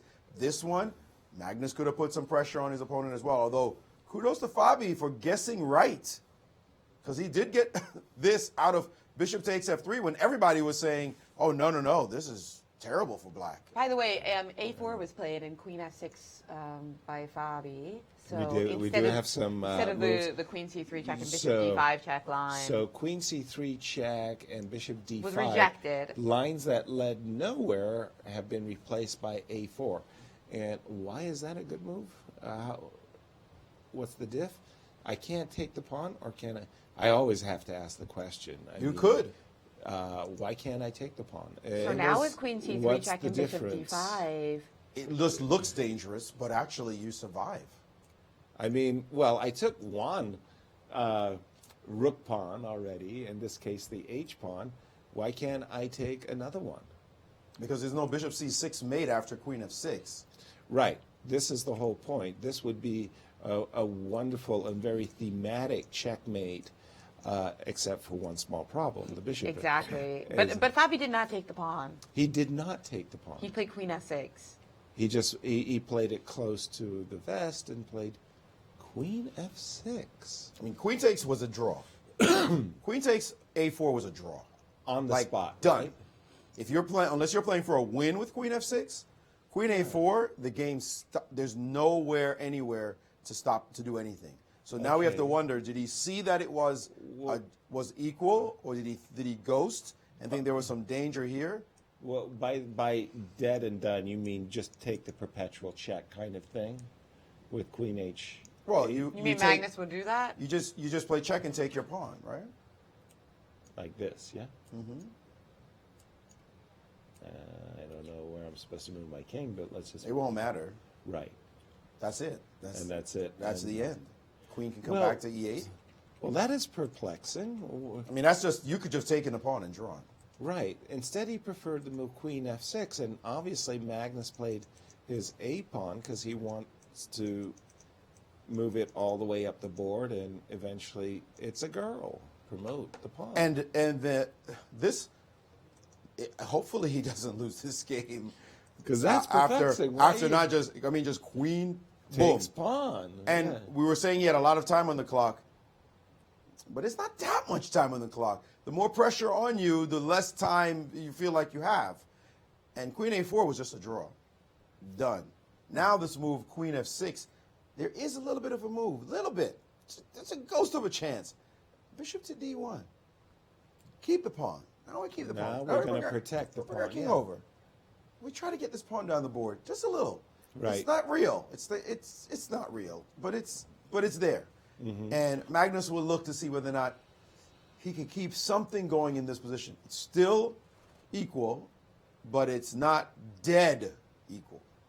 as dead equal as was queen takes a4. Queen A4 was just dead. soon signed the score sheets. That's right. So Bishop D1 played. Was it played? Yeah. Uh-oh. So he's still, you know, you don't like to give this guy any hope. Just any little, I mean, why give him any hope? Okay, but how serious is, I mean, okay, I do respect that you have the most dangerous pawn in the position, but how serious is it really, Maurice, after say Queen E5? Well, it ain't really serious. I just want to, you know, establish my bishop on the C5 square so that I've at least stopped the pawn from ever marching beyond A6. And so, I believe that is what he played. Queen E5? You're not going to trick Fabi in this position. No. I mean, the chances were when the rooks were on the board. And if I may ask you to do that, Maurice, if you could take Sese and go back to that position where Peter Leko said G3, G4 is the you can't do critical- that with Sese. You don't control Sese. Oh, you can't Sese go controls back. you. They call them supercomputers for a reason, right? This one it's busy analyzing this Right now. position, and Okay. its job is to analyze Magnus's current chess position At all times. It's not Gotcha. you don't get to take it over and do whatever you want with it, except maybe analyze future lines, but not previous games. It's stuck here right now. So, okay, well then we'll have to use our own stockfish engine. mini supercomputer. But it looks like we're how seeing. serious was But- G4? but this is because Peter had me convinced. I was No, ready to- G4 wasn't serious at all. It was not. No, it was not serious. It was not Okay, that. I thought it was the most challenging. It was though. definitely a move to play, but the engines definitely were not that impressed by the okay. move G4. Fair So enough. that's the And answer that's to what we that. have Queen E5. And they have traded queens. What? Queen Magnus trade has traded occurred. queens. And Oh, they're my on move goodness. 39 as it has happened. We would expect A draw to be agreed in that case. A5, what else? You've got to get your pawn up the board. Bishop to D4, A6, what else? And they're going to agree to a draw. Well, okay, so let's say White is trying to win it. How fast? His only chance is to bolt for the queen side. But I have my H pawn too, so I can even give you that. Okay. You have a lot of obstacles in your way. I have, So I have a this C is- pawn, I have an H pawn. I could sack my bishop. I'm just letting you understand what my plan is. I believe you're drawing. I'm just saying, And okay, it's move how 40, by the way, how would after it- A5. After A5, A6. So what are you going to King do? G7. King G7, good turn. King here, King G6. good turn. By the way, I have an F2 pawn in the position. I have to keep that guy under control too. Mm-hmm. I'm going to give up any winning attempts. This is nothing. No, just play it out. First, you have to play F3. Well, you have to. No, what are you gonna? You're gonna make some tempo move before you send your king over. Let's just show the audience. So H5. So now King E2. Now I could probably mean- play H4 and wake you up now. Yeah, I Oh, that's mean, too soon. I wanted to give you your chance to win my bishop, but it's too easy to right. draw. But I mean, this guy. I mean, just as my bishop gets tied up, White's bishop is going to get tied up as well, and. Yeah. No problem. No. Nietzsche. Draw. Nietzsche. Jennifer, that would mean a new world's record, a futility. 9 World Championship match draw games in a row, which means with the pressure's just been amped up. Now no one can lose. Now it's too late. Now no one can what? No Lose one a can game? lose a game. This has Because never been seen before With only in 3 history. games to play, you can't go wild anymore. Sweaty palms Sweaty palms for indeed. every single. Here's this. move. This is the nasty fast fact. No, this fast fact is still in effect. Yeah. Let's get this real. This fast fact is still in effect. It says in all the World Chess Championship matches in history, 7 have been tied after 8 games, and the champ prevailed in all. That's This exactly it. this doesn't mean that it's tied after 9. We'll have to see how many the champ prevailed after tied after 9. But this know. doesn't change anything. This fact is still quite relevant. Absolutely. Well, as you were mentioning, not so many world champions in the history of the game. Why? Because they didn't lose all that often to their challengers. Won all those rematches. And they won all those rematches. So an amazing fast fact there about these world championship matches in the history, because this game does look like it's going to go to That's not a the draw. game position, by the no, way, so we can no, fix that. no, it's not. What we Something do close have to it is is on a the board. trade of That's the queen. game position. Okay. In fact, let me just refresh my board. I'm going to go to the Women's World Championship match game and then recall.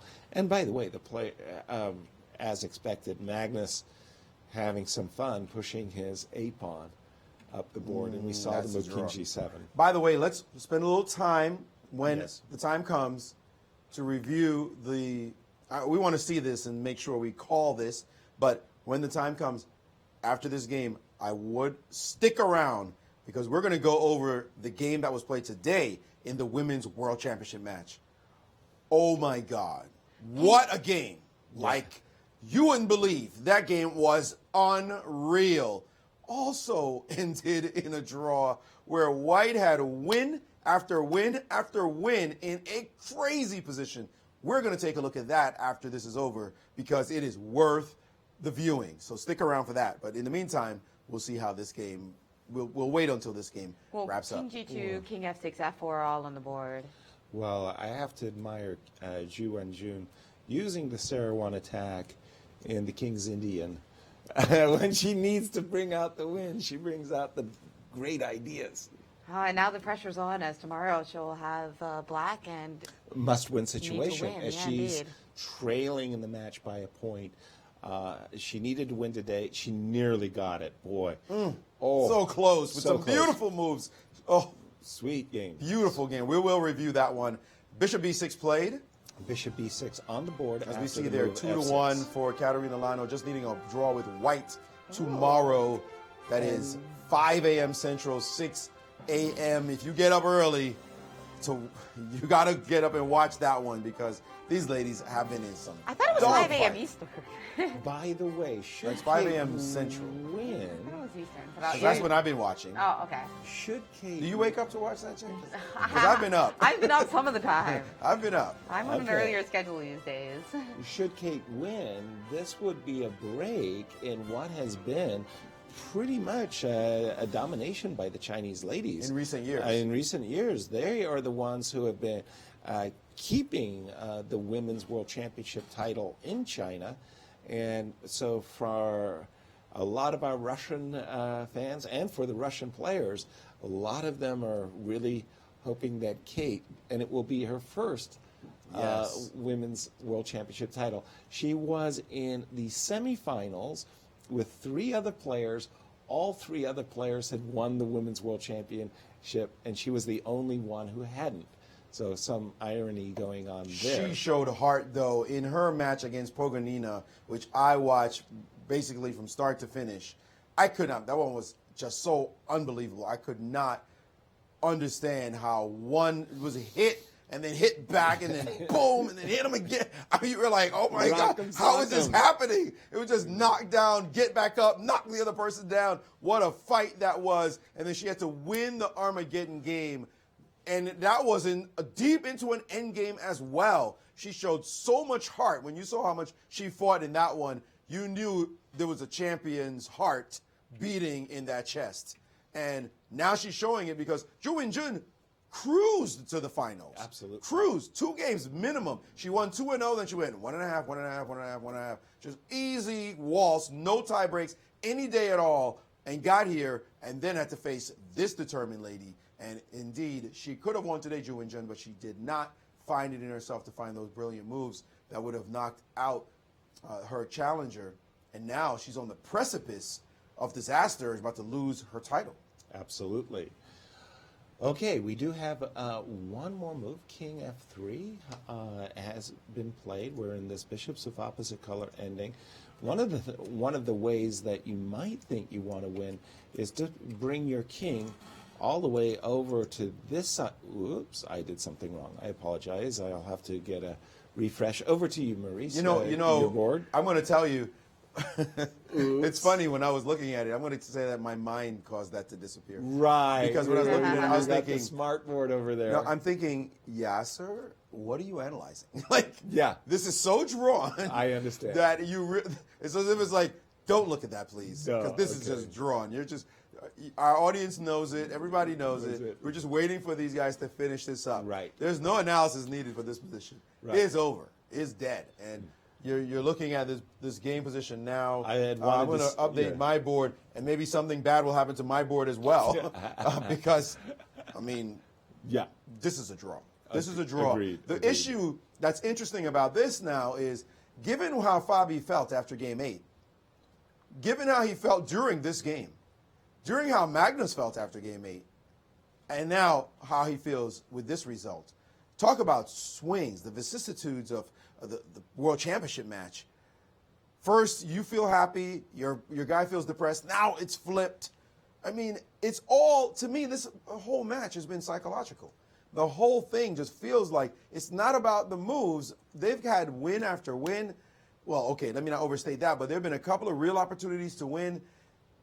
3 we can count, clear opportunities to at least put pressure on your opponent in heavy ways, and they have not been able to do it. It's almost like the respect is translating onto the table itself. Like, from here, I respect this guy. It's happening on the board as well. And neither side able to land a punch.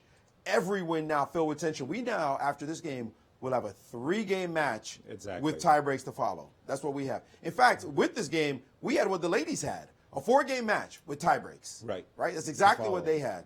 And now we have a leader. Now we're going to go down to a 3-game match with tie breaks. Caruana fans might be happy that he's got 2 whites, Two whites out of the 3 games. Yeah, absolutely, including the last round. Huge. Now, I had a conversation. We were at dinner, and we were with a group, not real chess players, but enough of chess players that Stewart actually was the gentleman who asked me a very salient question.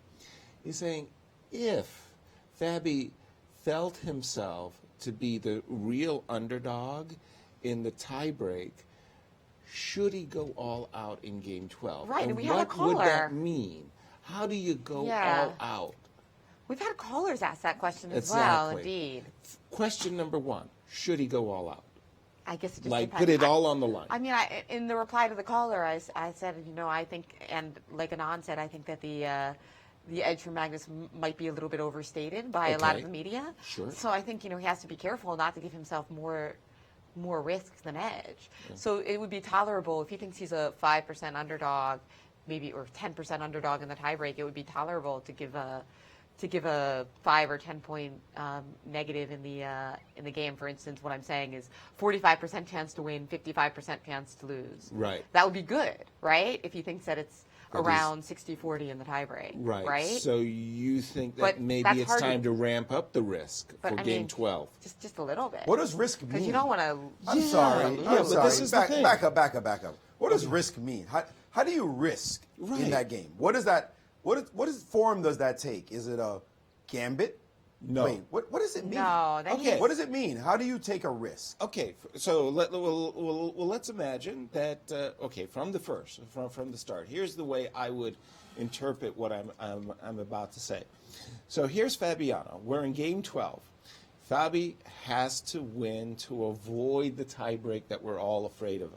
So some more so than others. He sees E4, C5 by Magnus. He sees Knight F3. He sees Knight C6. So already, instead of this Rosalimo, which has been lame and brought him nothing, he has risked an or he has gone for an open Sicilian with a Sveshnikov. Now, after the move E5, Knight here, D6, we saw in the first Sveshnikov that he went Knight D5 and tried to control the complicated lines of the Sveshnikov. Here's what I mean by risking. Bishop G5 is a double-edged move that could easily lose the game just as well as win the game. But Bishop G5 is where you have to go, is what you've got to do to play for a win. And I don't think Knight D5 is the right play. But the lines here, Yaz, generally Sure. just lead to a draw. But I don't believe mean, that. okay. I don't believe that Magnus is going to play the Sveshnikov in the last I round. that's what I'm thinking. that sounds the like same. a risk from Peter Magnus. thinks that tomorrow he will, which I think Okay. it's a toss-up. I still have an instinct we're going to see double king pawn tomorrow. Peter thinks we're going to have another Sicilian. Right. But I think in the last round, no way. Magnus is going double king pawn. Okay, here's another example of what I mean by risk. Okay, Fabiano, as black, has been playing a Queen's Gambit declined, and a couple of games have featured this move, bishop f4 and c5. And for example, the players have reached this position. And I thought after queen a5, knight d2, Fabiano played the retreating move, queen on a5 to d8. And in this position, Magnus played knight b3, bishop b6, yeah? So I felt that Magnus had three ways of trying to play for an edge. Rook d1, bishop g5, and finally castles. Magnus chose a fourth way, which was bishop e2, risk-free, got nothing, Fabi drew. I'm saying you got a castle if you're Fabi.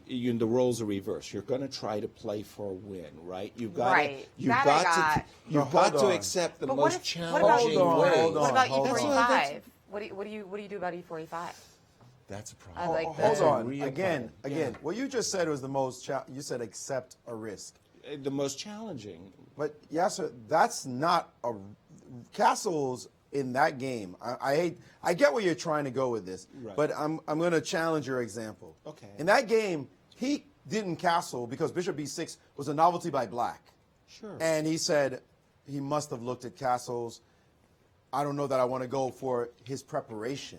Right. So in the case of Fabi, if he were in the same setting, he might say, do I go for the most testing move because I've walked into the guy's preparation? That seems different from I'm in control.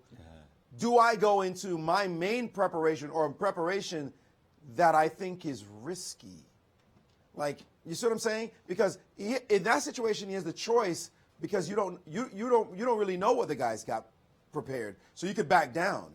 But if he's in control, like you're saying, how do you play in risky fashion? Like Jen is asking, e4, e5. How do you play in risky fashion against e4, e5? What does that entail? An Evans gambit? No. Right? Is that now that actually is a risk. I mean, kind of like a risk. No. Right? A king's gambit? Right. That's called being risky.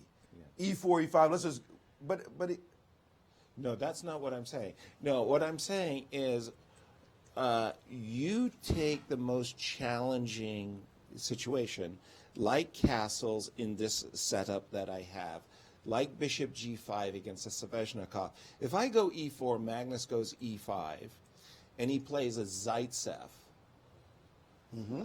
I'm playing a4. you mean you play the main line? You're playing the main line. Yeah, absolutely. Okay. And I'm not worried about your preparation. Preparation's too late. I mean, it's now. Yeah, and I won't even have- see. Boy, I wouldn't even see that as a risk. I'd be jumping up and down. The guy played a Zaitsev or a Sveshnikov, Right. or this kind of position, I and I got gotta- the white pieces, and I prepared. Yeah. So that's where I think we're going. On the other hand, like you say, Jen, how big a dog is Fabi in these tie breaks? Well, let's look at their rapid and blitz ratings, because it's that will terrible. tell you. Let's have a look at the. Yeah, but I look at that difference. Jen doesn't Hold want to on. see this. It's Jen a wants this to near- be off the it's a screen. near Quickly remove it. Look at that rapid difference. Almost near 100 rating 100 points. points. And look at blitz. Oh my God. God. we're not getting. Over there. Well, That's blitz. 150. Ooh. Yeah. Okay, I admit my argument starts to fall apart with the blitz. But 4-game rapid match, that's serious. This is not one of Right. these little 2-gamers. 100 90, rating. This 90, is 90. 91 Yeah. rating point difference. 91. And the king of rapid. Yeah. Woo woo! This is not a guy you want to see in rapid, and definitely not in blitz. The difference is so huge. He's number one. Look at the number one in the world on the left-hand side. I went over the differences though. I said, and Anand said it so beautifully that if you put Carlsen against the best players in the world in rapid and blitz, and Fabi, no question, Magnus is going to have a much better score. In a tournament. Yeah, but match is a little different because we're not only playing mano versus mano, we're also playing all the preparation from the match. Exactly. And like I said, if Fabi gets one of his gems like yesterday's or 2 days ago in a wrapping game, oh boy, he could just yeah, go danger. That's nice. But I see people like Nakamura play B3, play B3 on move 1 in blitz. No, say let's change up your preparation. Do you think that Magnus really cares about prep? Magnus will avoid prep at all costs because his flow is so good. All right? His flow, that's all it's about. His flow is so fantastic. He's going to say, no. We will play any position. It won't be one of those things. And I'll avoid all that preparation stuff and go into my strengths, which is just play the game, play the game, play the game, play the game. And that's what he's going to go after. So I get you. I get you. But we are talking Magnus Carlsen. Let us just be real. You can do any assessing you want and any rationalizing. It will be a David versus Goliath battle if when David Fabi versus Goliath faces against Magnus. And okay, I know the David story ended pretty good for David, but not only does Magnus have Goliath, Goliath's wife will show up. I mean, he's got kids who are going to get upset. There's a lot of bad things that could happen to you if you play this man in Rapid and Blitz, and it will be written not as, oh, you know what, they were kind of close anyway.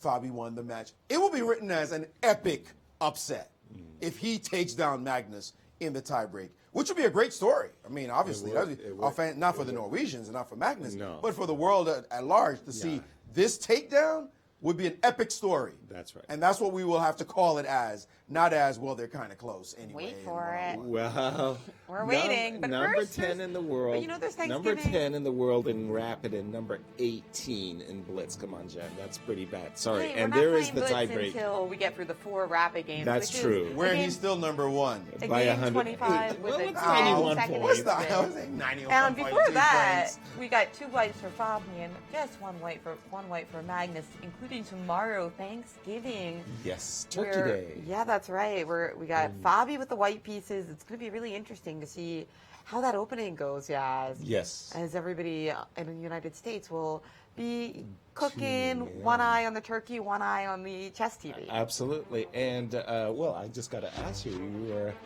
you expecting an open Sicilian Sveshnikov, or do you think that Magnus will say, enough's enough, I'm returning to E4, E5, and my bread and butter? I'm predicting double king pawn. Double king pawn. And how about yourself, Maurice?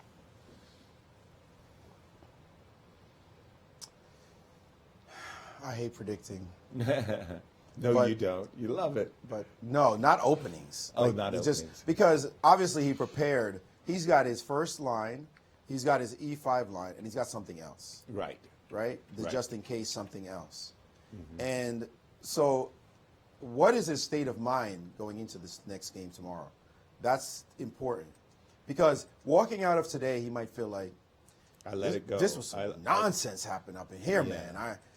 I got to get this out of my system and let me not fight in the next game. Let me just play my solid stuff and get out of here with a draw.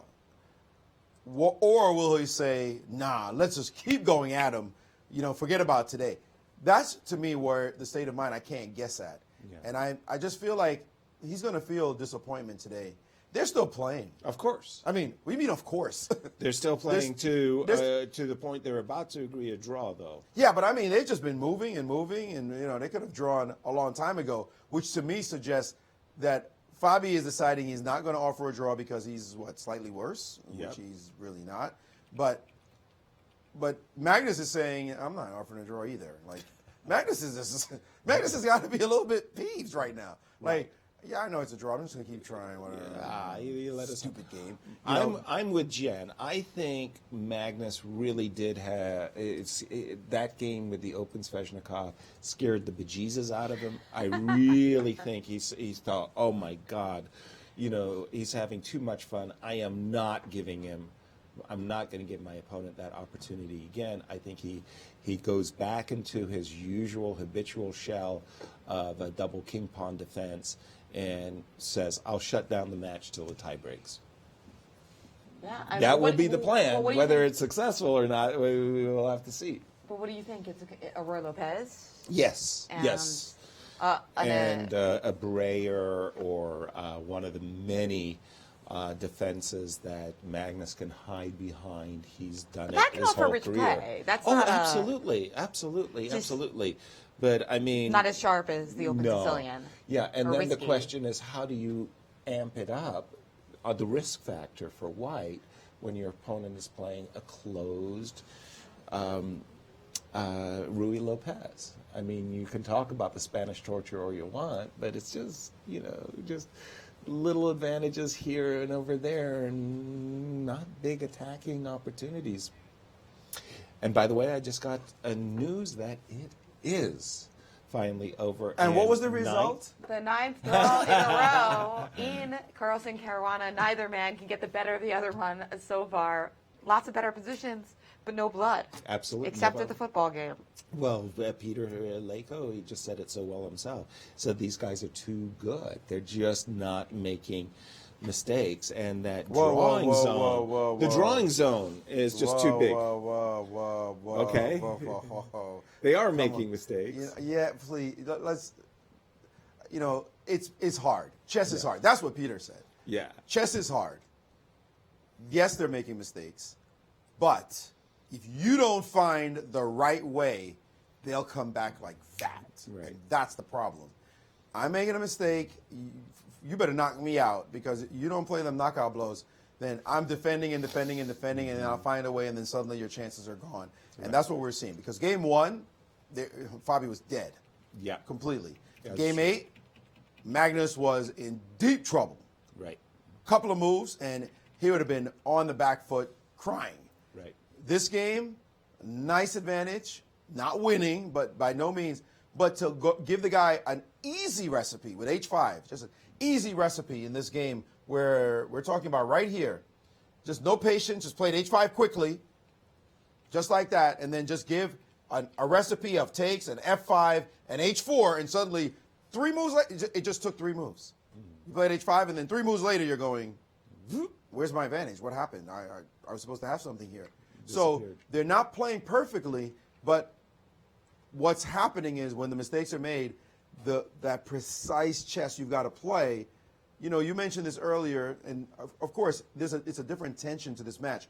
But you mentioned if Karpov had this position, yeah, you just like, oh my God, I'm going to suffer for so long. Right. It's not even funny. Give this to Carlsen, I think, in a tournament game.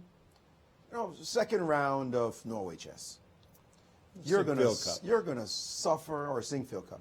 You're gonna suffer and suffer. He's gonna relax. He's gonna be cool. The fact that he played quickly here, it's all about the psychology right now. These two they're in each other's heads, and it's like they're in lockstep. Something about them being so equal has created this situation, and even when you have a big advantage, it's being frittered away. Thank you, Maurice. We have 3 more games left, but we have an all-star guest lineup for those last 3 games. We've got Jennifer. Gary Kasparov coming on every day. We have Vishy Anand, and we have Also Vladimir joining. Kramnik. But another exciting schedule of guests. Note that there is a rest day in between each game going forward, right? So we've got Thanksgiving game there you tomorrow. go. And we've got a Good rest, rest. a game, a rest, and a game. So Wow. the preparation amped up even further as we reach the finish line. But Maurice Ashley has an update on today's Women's World Championship slugfest. Oh, yeah. Oh my goodness, and yes indeed, these ladies are playing like champions, going all out for the wins.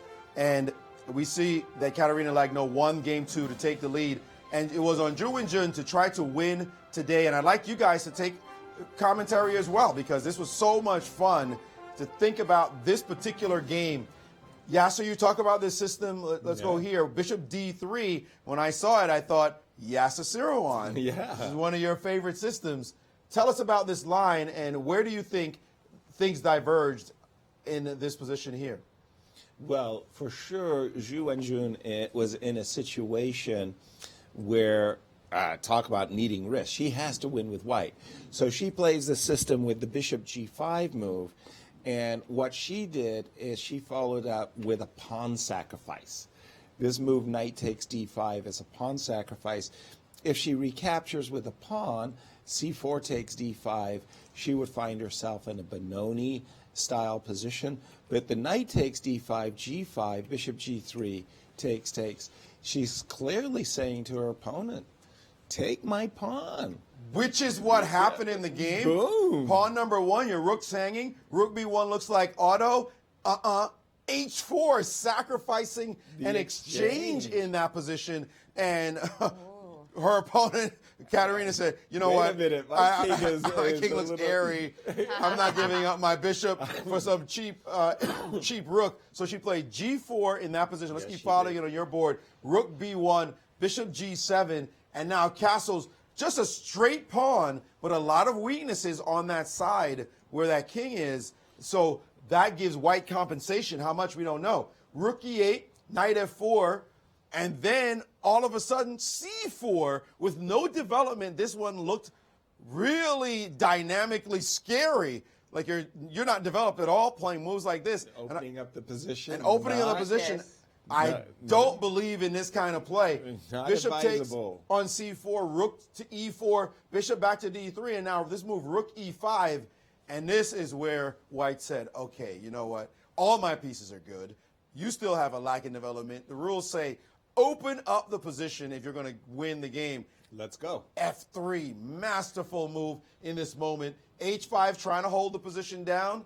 Bishop back to e2. Not an easy retreating move, but she's trying to break down that g4 point. And her opponent defended now with the move queen to d7. Indians didn't like this move. They felt like, you know what, that side has to defend itself in this position. But it's still, in fact, good for white here anyway.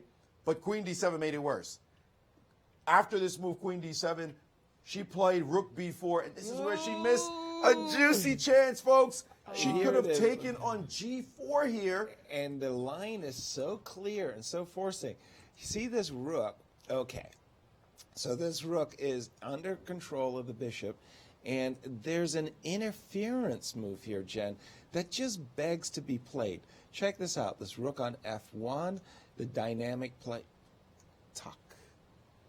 That would have been so sweet. A la Mikhail Tal dropping a knight on e6. And it looks like, hey, why can't I just take it? And then after you take my rook, play pawn takes on e5 at minimum.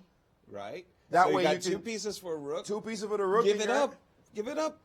But no. bishop g4, and Boss suddenly move. the e6 pawn is hanging. You can't play queen takes d5 in this analysis because of queen takes queen, and then let's finish that line. Yes, queen takes, pawn takes, and then bishop takes on c8, winning a piece, and dropping this rook. You're losing a rook in the corner, or at least another piece. When your knight moves, bishop takes b7 is going to happen. So that would have been a body blow. Yeah. Knight e6 would have been tremendous in this position. Not played. But not played. Instead, rook b4 was played, actually. Not a bad move, but not still bad. A tempo lost. And now knight a6, rook e4, very important moment. Now knight c5. Now I'll tell you, I was getting ready. While I was watching this, I was getting ready for this broadcast. Yeah. And when knight c5 came on the board, I stopped and I said, okay, what am I going to play here? That pawn's hanging. I don't want to give it up. Bishop d3, queen c2, ideas. Do I take on h5, etc.? And as I'm busy working it out and trying to iron my clothes, she dropped e5 on the board. That's a boss move. I said, what? Right. And, you know, there was a part of me that wanted to play e5, but I said, nah, that's not going to work. When it happened, I said, is she for real?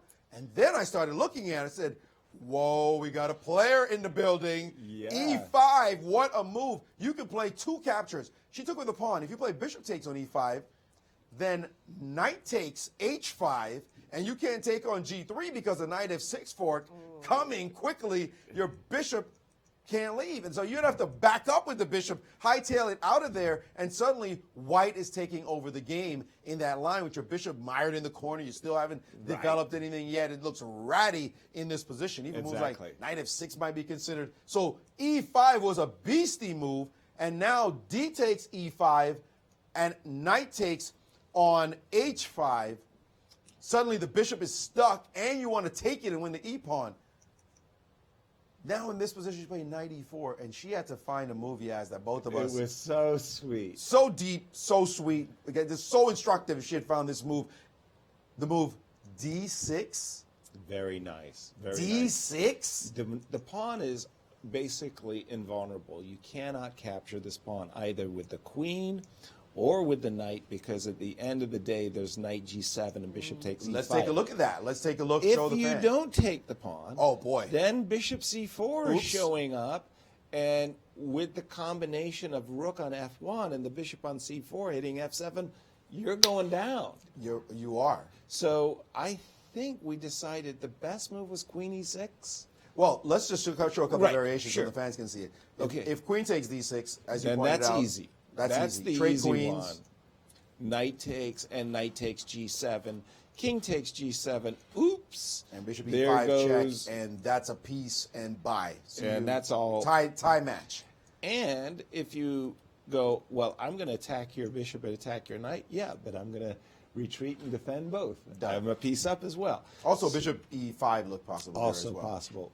And if you do it the other way, which was knight takes d6, I think it's still knight takes Same e4. problem. Same problem. Knight takes on g7, king And takes, this is bishop coming. e5 check, and you're winning Right. a piece on so d6. that was why we felt that d6, which was a sweet, sweet move, was missed by Zhu Wenjun. She retreated a bishop, and much like the Magnus and Fabi, one hesitant move. That bishop just gave Kate just the timing she needed to get in this defensive move, f5. Oh, sorry, Yaz. There was one Okay, complex sorry. line that we need to point out to Okay. fans as well. That was Which really was d6. D6, and you mentioned queen e6. This is where it was really hard. Queen e6. Yeah. And now the best idea. This is crazy chess. Bishop c2. Bishop no, d3. Bishop d3. Bishop d3. And then after knight takes d6, bishop c2. 2 pawns down in this position. Right. But the lead in development is clear. All 5 of White's pieces are ready to pounce. Black's pieces are completely discoordinated and undeveloped. And bishop b3 is coming. And murder, she wrote, is going to be on this board. Right. This is tremendous double pawn sack to open up the lines and crush your opponent. This would have just been a pearl of a game for the World Championship. But just as Kasparov and I both said, if Fabi had won that game with bishop h4, they would be scanning his body for microchips. Yeah, this is If 2,900 she chess, came up 3,000 with this chess. double pawn sacrifice, Woo! scan, That body would've been- scan, That would have come been on, some what's goodies going on there. here? Instead, she played very logically with the move bishop to e1. So let's get back to the board position, where she F5. played bishop e1 and f5. That really changed the game quite a bit. And now she played knight takes g7, king takes, and the game continued with But the all that fire. fireworks weren't over. Oh, no, not at all. Now we're getting very close, folks, to that opposite color rook and bishop ending. Where have we seen this one? Maybe today. Maybe a couple hours ago. Indeed. Today. And here we go in this dynamic position. The bishop found itself on d3. Here comes the queen trade suggested, and then just a couple of moves. There it is. Now we have rook and bishop versus rook and bishop, which they had yesterday. But both sides have passed pawns. Yes. And it got crazy. And it should have been equal, but look at this. Look at all these passed pawns on the board. Right. How There's many a passed pass- pawns? There's at one, least 3, two, and another one coming in the 3, B pawn. How are you going to have and a 4 forward. passed pawns? Exactly. So when we came in our studio, the players had actually reached this ending, and we were, what is going on? We weren't sure. And right here. Now came the crucial, I think this was the key moment. Very right big mistake. Very big mistake. You have to play king c4 first. In this position. Not the move e3. Correct. King c4 was required. To save her and B pawn. Then it was still tricky, but black would have held. Black was still okay, even though white's But advantage. E3 gave white just the moment she needed to win the game, and she started well Yes. here. And this is, now comes the slip, king g2. No, king g2 is brilliant. No, oh, sorry. King not g2 here. is brilliant. It's right here This that came she the missed. slip. The super brilliant. She played rook Rook b4 b4 check, check. and that let her opponent off the hook. The move That's she had to right. find. You And found it's very tricky. fast. Yeah. I am always looking for those active moves. Rooks belong behind passed pawns, and in this case, it's a skewer. That was why I was so attracted to the move. And the beautiful thing here is if continue, rook Very d7. instructive, right? It's all about getting the rook behind the passed pawn. You know, we have tactics around that in chess, right? But check it out. He could have, in this position, she could have played e1 knights with check, going up a piece. But after king f2, now it's all about white's passed pawns. And black's main dangers are gone, and these pawns are just way too fast going down the board. With rook e7 check and bishop e5 coming. But this is such an easy slip to make. I mean, rook check, Logical this move. looks really logical because, after all, your king takes over the defensive duty. And look at this, just perfect. Rook e1, bishop back, Rook e8, check. threatening e1, and now you've got to block with the rook because you got to block with the rook. What a phenomenal game! And then we just to ended finish up with the bishops. Wow! And by the way, what happened today? This is very similar. Bishops of opposite colors. And again, is how it ended. Both World Championship games ended with the bishops of opposite colors in the same day. And this was a perfect blockade. So we'll all be watching. As tomorrow is the final game, and Ju Wenju needs Wake to up win early. to tie the score. What a game! The commentators must have had fun with that one. I think I saw somewhere that Kostenyuk and Morozevich were commenting on the game. Oh, lovely! So that takes also a lot of heart, by the way. Alexander Kostenyuk, having been eliminated in the semis, going into the booth to do commentary for her friend Katerina. The match is being hosted. The tournament is being hosted in Russia, of course, and the Russian crowd, I'm sure, just so behind Kate, just as we are with Fabi. But that's an exciting match. I didn't see the coming because Ju Wenjun had played such an extraordinarily efficient tournament. I mean, she looked like she was just cruising to her title. There to was keep that the title. one extra day off before the final, which which helped Katerina, no doubt. But she's playing great. She played 21 games. Zhu had only played 10. Yeah, and then they got one day off, and they started playing again, and Katerina's playing phenomenally. So it's a wonderful worthy to champion. watch. Whoever wins that will be worthy, absolutely worthy champion. We'll tune in tomorrow.